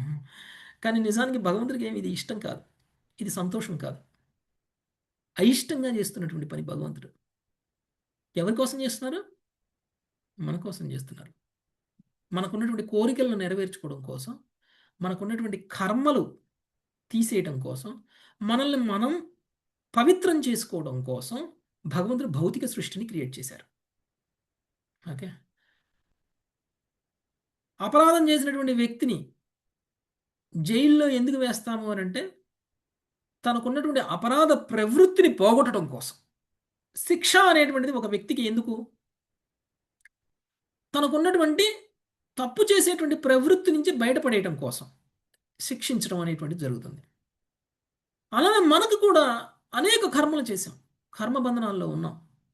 ఆ కర్మల నుంచి బయటపడడం కోసం మనకి భౌతిక విశ్వం అవసరం. భౌతిక విశ్వంలోకి వచ్చింది భౌతిక విశ్వాన్ని ఎంజాయ్ చేయడం కోసం కాదు, భౌతిక విశ్వానికి వచ్చింది మనం మన కర్మల నుంచి బయటపడడం కోసం. కర్మల నుంచి బయటపడడం కోసం వచ్చాము అనేటువంటి విషయాన్ని తెలుసుకోకుండా కొత్త కర్మలు చేసి మళ్ళీ భౌతిక విశ్వంలోనే ఇరుక్కుపోతున్నాం మనం. ఒక హత్య చేసినటువంటి వ్యక్తి జైల్లో పెడితే జైల్లోకి వెళ్ళి ఇంకో హత్య చేశాడు అనుకోండి, ఏమవుతుంది? మళ్ళీ జైల్లోనే ఉంటాడు. నువ్వు హత్య చేసావురా, నీకు 15 సంవత్సరాల జైలు శిక్ష, నువ్వు వెళ్ళి జైల్లో ఉండి 15 సంవత్సరాల తర్వాత నిన్ను విముక్తి చేస్తాము, నువ్వు బయటకు వద్దుగానే అప్పుడు అంటే 14వ సంవత్సరంలో 13వ సంవత్సరంలో ఇంకో హత్య చేశాడు అనుకోండి, ఏమవుతుంది? ఉరి శిక్ష వేస్తారు. మళ్ళీ ఇంకో 15 సంవత్సరాలు వేస్తారు. అది ఉరి శిక్ష అయితే ఉరి శిక్ష, లేకపోతే ఇంకో శిక్ష. ఓకే, మళ్ళీ ఇంకో 15 సంవత్సరాలు జైల్లో వస్తారు. మళ్ళీ 15 సంవత్సరాలు జైల్లో ఉండే సమయంలో ఇంకో తప్పు చేశాడు అనుకోండి, అప్పుడు ఏమవుతుంది? ఇంకో 15 సంవత్సరాలు చేస్తారు. మళ్ళీ ఇంకో 15. ఇలానే మనం ఈ భౌతిక విషయంలోకి వచ్చాము, ఈ జైల్లోకి వచ్చాము.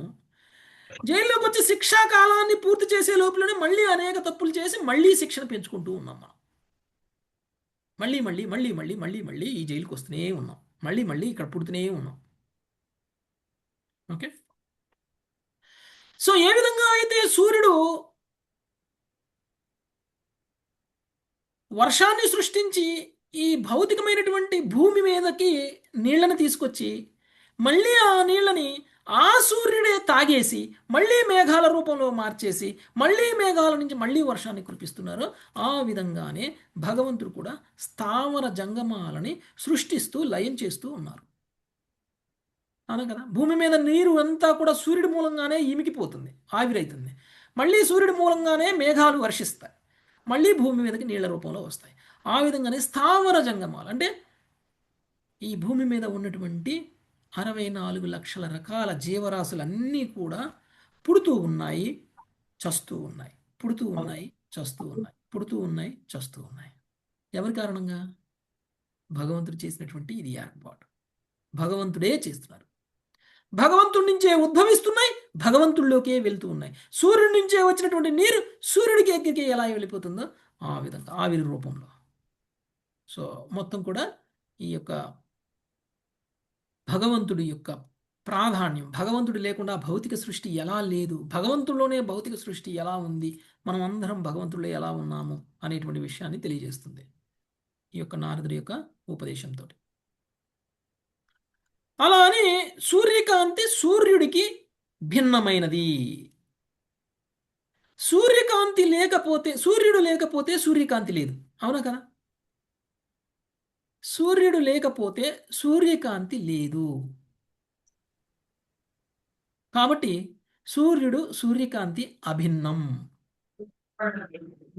అభిన్నం. అలానే భగవంతుడు లేకపోతే ఈ దృశ్యమాన జగత్తు అనేటువంటిది లేదు. ఈ దృశ్యమాన జగత్తుని సృష్టించింది ఎవరు?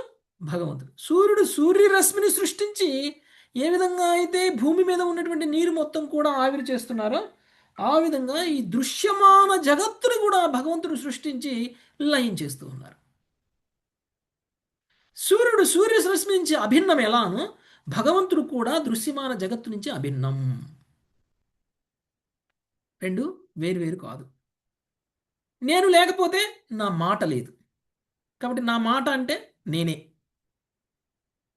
ఒకవేళ ఈ క్లాస్ అయిపోయిన తర్వాత నా మాట విన్నారనుకోండి, ఎవరు గుర్తొస్తారు మీకు? ఈ రికార్డింగే వింటున్నారు అనుకోండి, ఎవరు గుర్తొస్తారు మీకు? మీరే గుర్తొస్తారు.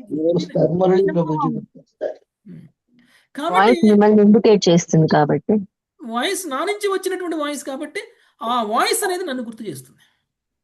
అలానే దృశ్యమాన జగత్తును చూస్తే మనం ఎవరిని గుర్తు తెచ్చుకోవాలి? భగవంతుడిని గుర్తు తెచ్చుకోవాలి. దృశ్యమాన జగత్తు మనం చూస్తున్న ప్రతిదీ కూడా భగవంతుడి యొక్క సృష్టి, భగవంతుడి నుంచే వచ్చింది. కాబట్టి దృశ్యమాన జగత్తుకి భగవంతుడికి భేదం లేదు. అలా అని దృశ్యమాన జగత్తే భగవంతుడా? కాదు ప్రభు. ఆయన యొక్క ఇండికేషన్ అది ఆయనది అని చెప్పడానికి, ఆయనకి చెందినది అని చెప్పడానికి. నాకు మీరు ఏదైనా ప్రసాదం పెట్టాలి అని అనుకున్నారు, ఓకే, నా వీడియోకి పెట్టేస్తే అయిపోతుందా? కాదు, నా మాటకి పెట్టేస్తే అయిపోతుందా? పర్సనల్ గా వచ్చి పెట్టాలి ప్రభుజీ. పర్సనల్గా వచ్చి పెట్టాలి. నాకు ప్రసాదం పెట్టాలంటే నా దగ్గరికి వచ్చి నా చేతికి ఇస్తే నేను తింటాను, ఓకే. అంతేగాని నా వీడియో కనిపిస్తుంది కదా, నా వీడియోకి పెట్టేస్తే చూస్తాం కళ్ళతో, అంతే కానీ దాన్ని ఆస్వాదించలేము ప్రభుజీ, అంతే. అలా ఆన్లైన్ లో పంపించారు Prabhuji. Mataji online ordering. Online order చేస్తాను. మరి అలా చేసినా నా దగ్గరికి రావాలి, ఓకే, నేను తినాలి కదా.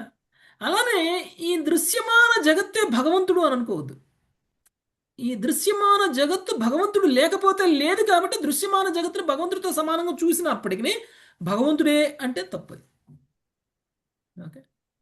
కాబట్టి ఈ భౌతిక సృష్టి మొత్తం వ్యాపించి ఉన్నటువంటి భగవంతుడు భౌతిక సృష్టికి అభిన్నమైనటువంటి వాడు అయినప్పటికీ భిన్నమైనటువంటి వాడు కూడా,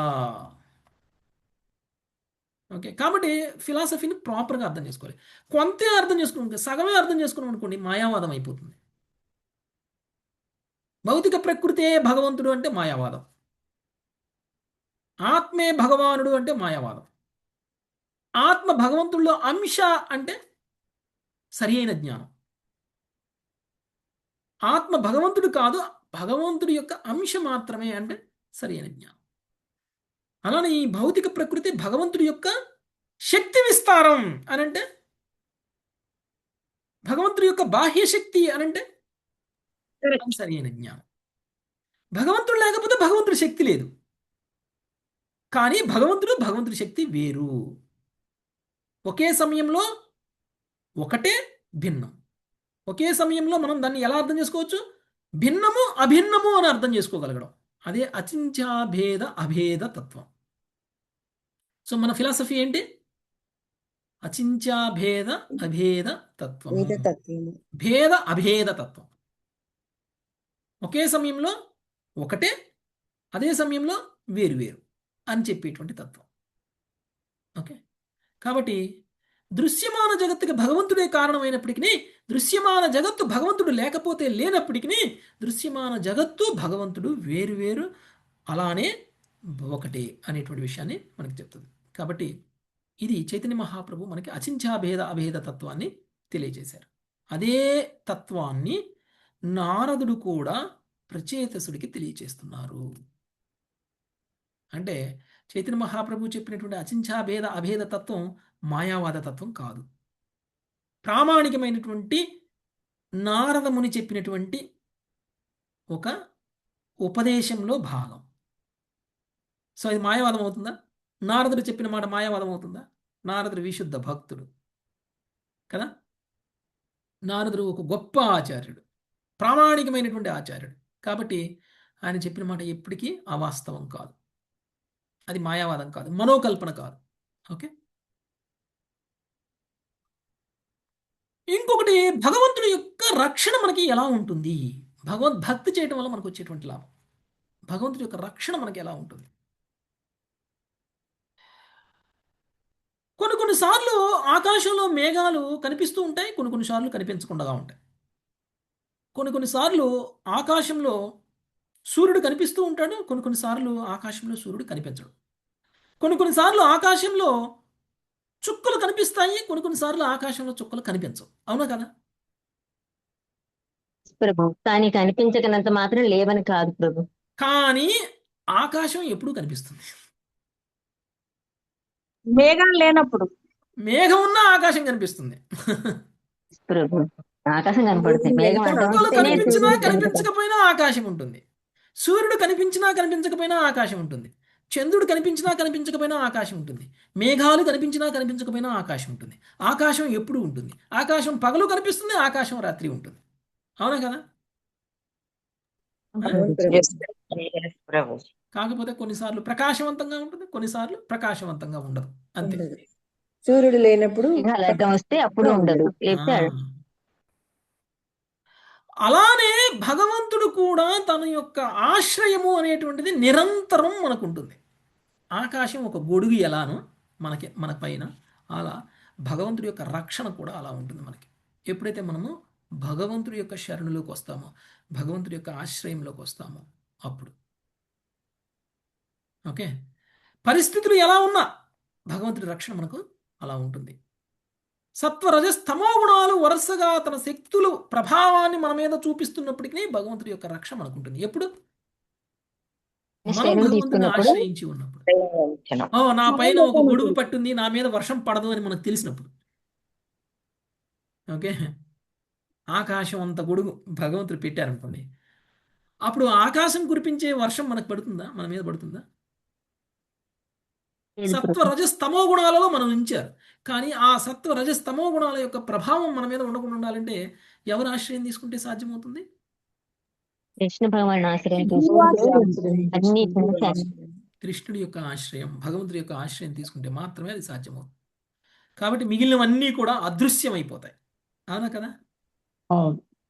ఎప్పుడైతే మనము ఆకాశం స్థాయిలో మనం ఆలోచన చేస్తున్నామో, చుక్కలు, చంద్రుడు, సూర్యుడు, మేఘాలు నథింగ్. అవునా కదా? ఇవన్నీ కూడా ఆకాశంలోనే ఉన్నాయి. కాబట్టి ఇవన్నీ కూడా అదృష్టం. అలానే ఈ యొక్క సత్వగుణం, రజోగుణం, తమోగుణం, మాయా ప్రభావం, భౌతిక భావన, దేహాత్మ భావన, ఇవన్నీ కూడా నథింగ్. ఎప్పుడు? భగవంతుని శరణు తీసుకుంటే, భగవంతుని ఆశ్రయం ఆయన ఆశ్రయం తెలిపితే భగవంతుని ఆశ్రయించి ఉన్నప్పుడు. అలాగైతే ప్రహ్లాదుడికి ఎక్కడ చూసినా కూడా భగవంతుడే కనిపిస్తాడు ప్రభుజీ. అవును ఇంకా వేరే అవును ఏది కూడా కనిపించడు కదా. అవును అలాగా ఆ అవును. స్థాయిలో ఉంటే సమస్త ఇంకా విశ్వంలో మనం భగవంతుని చూడగలగాలి, సమస్త ప్రకృతిలో భగవంతుని చూడగలగాలి. అందుకనే మనకి నారదుడు చేస్తున్నటువంటి ఉపదేశాల యొక్క లక్ష్యం అదే. ఓకే, ప్రతిదీ భగవంతుడు లేకుండా లేదు, ప్రతి దాంట్లోనూ భగవంతుని చూడటం కోసం అలా చూడాలి మనం, అలా అలా అది తెలుసుకోవాలి. అంతేకాని అరే ఈ వస్తువు కూడా భగవంతుడే అంట దీన్నే పూజించేద్దామని కాదు. ఓకే, ఇదే భగవంతుడని కాదు. ప్రతి వస్తువులోనూ, ప్రతి వ్యక్తిలోనూ, ప్రతి మనిషిలోనూ, ప్రతి జీవిలోనూ భగవంతుని చూడగలగాలి, ప్రకృతిలో భగవంతుని చూడగలగాలి. ఓకే, ఆ విధంగా. కానీ మనం భగవంతుని ఆశ్రయించకుండా మనం చూసినటువంటి అంశాలను మాత్రమే ఆశ్రయిస్తే మనం మాయ ప్రభావంలోకి వెళ్ళిపోతాం. ఓకే, ఆకాశం అంటే సూర్యుడే, ఆకాశం అంటే నక్షత్రాలే, ఆకాశం అంటే మేఘాలే అనుకునే స్థాయిలోకి వెళ్ళిపోతాం మనం. అవునా కదా? ఆకాశం అంటే సూర్యుడు, నక్షత్రాలు, మేఘాలు కాదు, వీటన్నిటికీ పరంగా ఉంది ఆకాశం. ఓకే, అలా భగవంతుడు కూడా భగవంతుడు సృష్టించినటువంటి సృష్టికి భిన్నంగా ఉన్నారు. సత్వరజస్తమో గుణాలకి భిన్నంగా ఉన్నారు. సత్వరజస్తమో గుణాలు భగవంతుడి నుంచే వచ్చాయి. ఆ భగవంతుడి నుంచి వచ్చినటువంటి ఈ సత్వరజస్తమో గుణాలే భగవంతుడి నుంచి వచ్చినటువంటి మన మీద ప్రభావం చూపిస్తున్నాయి, కానీ భగవంతుడి మీద ప్రభావం చూపించవు. ఎందుకు? వాటికి భిన్నంగా ఆయన ఉన్నారు కాబట్టి. కాబట్టి మనం చూస్తున్నటువంటి దృశ్యమాన జగత్తుకి భిన్నంగా మనం భగవంతుణ్ణి, దృశ్యమాన జగత్తులోనూ భగవంతుణ్ణి చూడగలగాలి. అదే నారదుడి యొక్క ఉపదేశం యొక్క సారాంశం. ఈశ్వర పరమ కృష్ణ సచిదానంద విగ్రహ అనాదిరాదిర్గోవింద సర్వకారణ కారణం. అన్ని కారణాలకి కారకుడు భగవానుడు అని తెలుసుకోవాలి. అవునా కదా? చూస్తున్నటువంటి ప్రతిదానికి కూడా మూలం భగవంతుడు. ఈ భౌతిక ప్రకృతి మొత్తం కూడా భగవంతుడి యొక్క ఆధీనంలోనే ఉంది అనేటువంటి విషయాన్ని తెలుసుకోవాలి. మయాధ్యక్షేణ ప్రకృతి సూయతే సచరాచరం. కృష్ణుడు చెప్పారు కదా భగవద్గీతలో, నా అధ్యక్షతలోనే ఈ ప్రకృతి పనిచేస్తుంది, స్థావర జంగాలన్నీ కూడా నా అధ్యక్షతలోనే సృష్టించబడుతున్నాయి అని. సర్వకారణాలకి కారకుడైనటువంటి సమస్త జీవరాశికి పరమాత్ముడై ఉన్నాడు భగవంతుడు. నిమిత్త ఉపాదాన కారణాలు రెండూ కూడా అతడే, కార్యకారణాలు ఆయనే అని చెప్తున్నారు. ఓకే, గుణప్రవాహానికి దూరుడు, పరుడు. గుణ ప్రవాహం అంటే గుణాల యొక్క ప్రభావంలో భగవంతుడు లేరు. భౌతికమైనటువంటి మాయ యొక్క ప్రభావానికి పరమైనటువంటి వాడు. మాయ ప్రభావంలో ఆయన కర్మలు చేయరు, ఆయన కర్మలకి మాయకి సంబంధం లేదు. యోగమాయ సహాయంతో ఆయన లీలలు చేస్తారు. ఓకే, ఆయన చేసే ప్రతి లీల కూడా యోగమాయ సహాయంతో చేస్తారు, కానీ భౌతికమైనటువంటి మాయతో ఆయన చేయరు. మన లీలలు, మన కర్మలు, మన లీలలు, మనం కూడా లీలలు చేస్తాంగా. మనం చేసే లీలలు మహామాయ మహామాయలు మాయలో చేస్తారు. చేస్తాం, కానీ భగవంతుడు చేసే లీలలు యోగమాయనే చేస్తారు. యోగమాయ దివ్యమైనవి. ప్రభావంలో చేస్తారు. అందుకనే భగవంతుడి లీలలు దివ్యమైనవి, మనవి నీచమైనవి. భగవంతుడు 2 పెళ్లిళ్ళు చేసుకుంటే దివ్యం, మనం 2 పెళ్లిళ్ళు చేసుకుంటే నీచం. నీచం. పోలీస్ జైలు వేస్తాడు. నీచం. లీగల్గా కూడా చేసుకుంటారులేండి కొంతమంది, అది నీచమైన పని. ఓకే, అలాంటి నీచమైనటువంటి ప్రవృత్తి మనకి ఎందుకు కలుగుతుంది అని అంటే మాయ ప్రభావంలో ఉన్నాం కాబట్టి. క్షణికమైనటువంటి కోరికలను తీర్చుకోవడం కోసం మనం అందరం కూడా కర్మలు చేస్తాం. ఆ కర్మలు మనల్ని ఏ స్థాయిలో పతనం చేస్తున్నాయి అనేటువంటి విషయాన్ని కూడా మనం అర్థం చేసుకోలేనటువంటి స్థాయిలో మాయ ప్రభావం మన మీద ఉంటుంది. కళ్ళు మూసుకుపోతాయి, విచక్షణ కోల్పోతాం. మాయ బలంగా మన మీద పనిచేస్తే అలానే ఉంటుంది. అవునా కదా? ఎప్పుడు మనకి ఆ జ్ఞానం వస్తుంది అని అంటే కృష్ణ చైతన్యంలోకి వస్తే జ్ఞానం వస్తుంది. కృష్ణ చైతన్యంలోకి వచ్చినటువంటి వ్యక్తి ఇది తప్పు, ఇది ఒప్పు, ఇది చెయ్యొచ్చు, ఇది చెయ్యకూడదు, ఇలా ఉండొచ్చు, ఇలా ఉండకూడదు, మన జీవితం యొక్క లక్ష్యం ఇది, ఇది కాదు అనేటువంటి విషయాన్ని తెలుసుకోగలుగుతాడు. ఎందుకు? భగవంతుడి యొక్క రక్షణలో ఉంటాడు కాబట్టి. మాయ భగవంతుడు దాటుకొని మన మీదకి రాలేదు కాబట్టి. భగవంతుడు ఆకాశం అంత గొడుగు పెట్టాడు, పైనుంచి సత్వ రజస్ తమో గుణాలనేటువంటి వర్షాలని నక్షత్రాలని సూర్యుల్ని కురిపిస్తున్నారు మన మీద. కానీ ఆకాశం అంతా గొడుగు పెట్టారు. అప్పుడు ఏమవుతుంది మన మీద? రక్షణ మనకి కవచంలా ప్రభావం ఉంటుంది. చూపించో ప్రభుజీ అవన్నీ. అది భగవంతుడి రక్షణ అంటే అది. మాయ నుంచి మనల్ని రక్షిస్తారు. ఓకే, కాబట్టి ఆయనే ఈ భౌతిక ప్రకృతికి ప్రభువు. గుణరీతిలో ఏకత్వ భావనలో ఆ దేవదేవుణ్ణి భక్తి యోగంలో నెలకొనాలి. ఓకే, గుణరీతిలోనే ఏకత్వ భావన, కానీ పరిమాణ రీత్యా భిన్నం. ఆత్మ పరమాత్మ గుణరీత్యా ఏకం, పరిమాణ రీత్యా ఏకం కాదు భిన్నం. కదా. అది మనం తెలుసుకోవాలి. భిన్న అదే అచింఛాభేద అభేద తత్వాన్ని తెలుసుకొని భక్తి యోగంలో ఉండండి అని మనకి నారదుడు తెలియజేస్తున్నారు. సమస్త జీవుల ఎడ కరుణను చూపుచు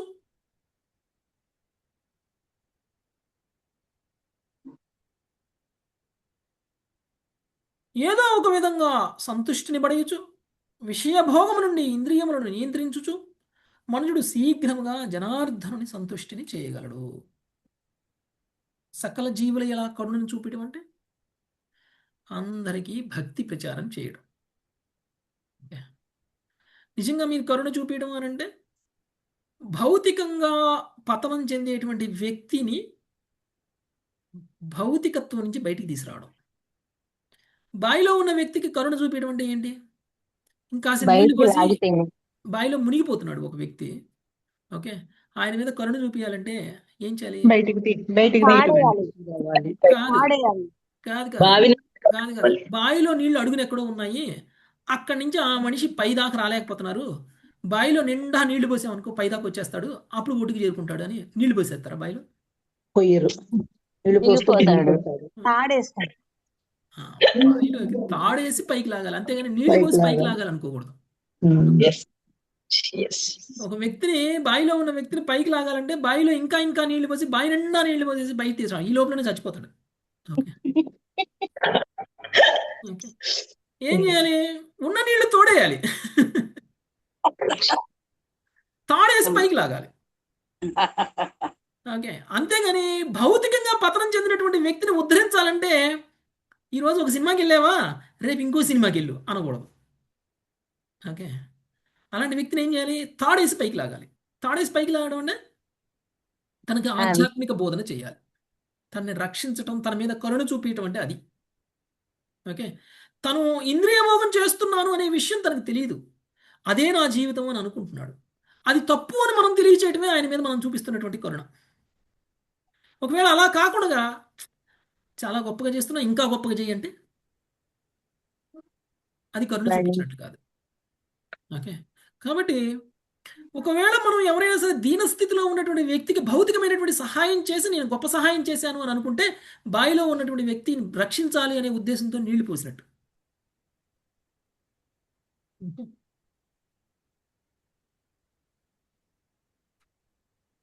సో అలా చేయకూడదు. కాబట్టి మనం అందరం కూడా భక్తిలో పురోగమించాలి అని అంటే మన చుట్టూ ఉన్నటువంటి వ్యక్తులను కూడా భక్తులుగా మార్చాలి.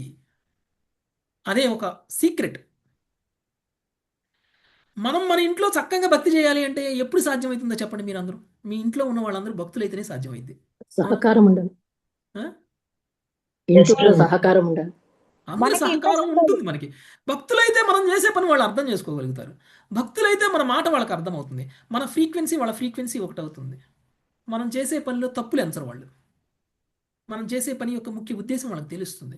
వాళ్ళు ఎప్పుడు ఇదే చేస్తామంటారు, లేకపోతే అవునా కదా? ఇంకా అవలేదా? పొద్దున్న లేచిన కాడ నుంచి మీరు ఏంది జపం అన్నారు, జపం అయిపోయింది, ఇప్పుడు ఏదో భాగవతం క్లాస్ అంటున్నారు, ఇంక ఈ భాగవతం క్లాస్ ఇవ్వాలి అయ్యేటట్టే లేదుగా అంటారు ఇంట్లో వాళ్ళు. ఎవరైనా అంటున్నారు మిమ్మల్ని వెనక నుంచి? నువ్వు ఎందుకు వస్తావు ఇంటికి అంటారు ప్రభుజీ. ఇంటికి ప్రభుజీ అలాగే అంటున్నా. ఎందుకు? అందరూ భక్తులు కాదు కాబట్టి. మీరు వాళ్ళని భక్తులుగా మార్చారనుకోండి, అప్పుడు వాళ్ళు కూర్చుంటారు మీతో పాటు. మనకి సపోర్ట్ చేస్తారు ప్రభుజీ, కోఆపరేట్ చేస్తారు. సపోర్ట్ చేయడమే కాదు, వాళ్ళు కూడా కూర్చుంటారు మీతో పాటు. కూర్చుంటారు Prabhuji. Yes Prabhuji. Ear phones ఒకటి నీ చెవులో పెట్టుకో, ఒకటి నా చెవులో పెట్టు అంటారు. కానీ ప్రభుజీ కొంచెం కష్టమే అవుతుంది ప్రభుజీ వాళ్ళకి. ప్రభుజీ ఎప్పుడు ఇదేనా అని దీక్షలు తీసుకుని అలాంటి కూడా ఉంటారు ప్రభుజీ. చాలా కష్టం ప్రభుజీ అలాగా.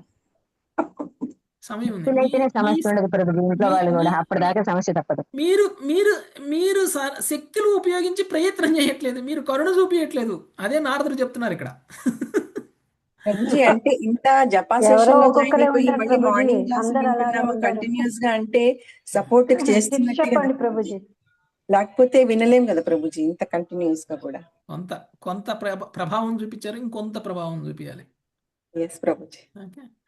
సో కొంత ప్రభుజీ కొంత సహకరించట్లేదంటే పర్వాలేదు మాతాజీ, కొంత సహకరించినా వాళ్ళకి సుకృతి వస్తుంది. ఆ సుకృతి కారణంగా వాళ్ళు కూడా భక్తులు అవుతారు, ఇంకొంత సహకరిస్తారు. ఓకే. కొంత భక్తులు ఇంకొంత అవుతుంది, ఇంకొంత అవుతుంది, ఇంకొంత పూర్ణం అవుతుంది. వెయిట్ చేయండి. ఓకే. సో శీఘ్రంగా జనార్దుని సంతృష్టి చేయడం కోసం మనము ఇంద్రియాలని నియంత్రించాలి, ఇంద్రియాలని భగవత్ సేవలో ఉపయోగించాలి. ఓకే. నెక్స్ట్, సమస్తమైనటువంటి విషయ కోరికలు నుంచి విముక్తుడైతే అప్పుడు మనిషి మానసిక కల్మషాల నుంచి దూరం అవుతాడు. ఎంతకాలం అయితే మనకి విషయ కోరికలు ఉంటాయో అంతకాలము మనలో కల్మషాలు పోవు. ఓకే. ఏది చూసినా నాకు కావాలి, ఏం చేసినా నేను ఇలా చేయాలి, అలా చేయాలి, నేను అది పొందాలి, ఇది పొందాలి అనేటువంటి భావన ఎంతకాలం అయితే ఉంటుందో అంతకాలం మన మనసు పవిత్రం కాదు. మనసుని పవిత్రం చేసుకోవడం కోసం ఇంద్రియాలని శుద్ధి చేయాలి. ఫస్ట్ ఇంద్రియ శుద్ధి ఎలా సాధ్యమవుతుంది? భగవత్ సేవ చేసినప్పుడు సాధ్యమవుతుంది. అవునా కదా? ఇంద్రియ శుద్ధి భగవత్ సేవ చేసినప్పుడు సాధ్యమవుతుంది. ఇప్పుడు రథయాత్ర జరుగుతుంది, రథయాత్రలో వెళ్ళి రథాన్ని లాగాలి, లాగితే ఇంద్రియ శుద్ధి జరుగుతుంది. రథంతో పాటు నడవాలి, ఇంద్రియ శుద్ధి జరుగుతుంది. రథయాత్రలో పాల్గొన్నటువంటి భక్తులకి సేవ చేయాలి, అప్పుడు ఇంద్రియ శుద్ధి జరుగుతుంది. ప్రసాద వితరణ చేయాలి, ఇంద్రియ శుద్ధి జరుగుతుంది. ఓకే.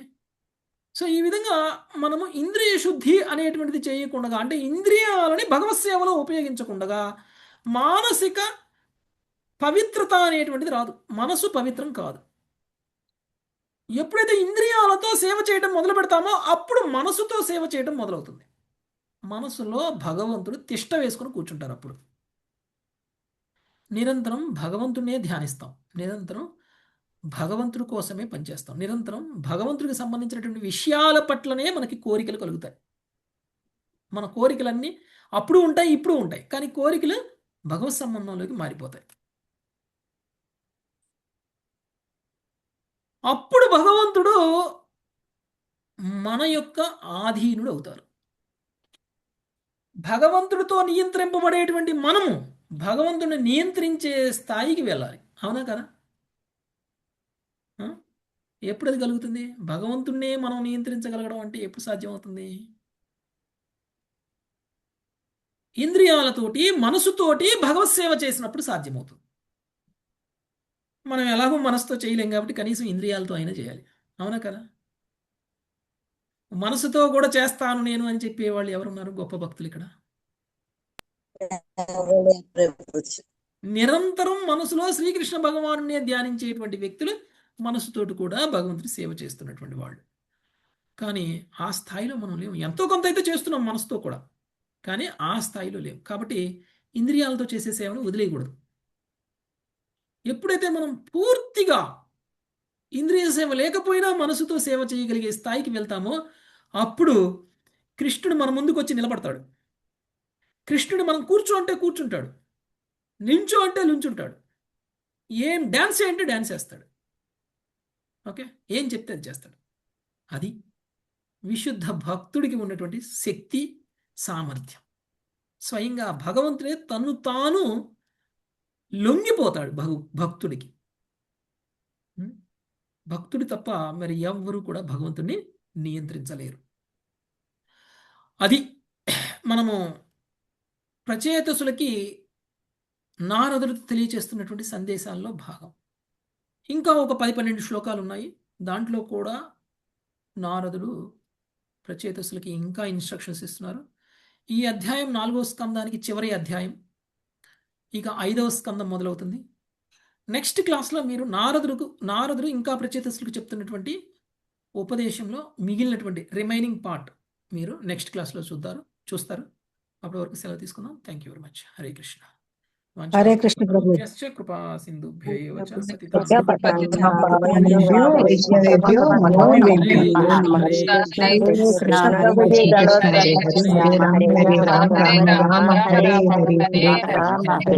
హరే రామ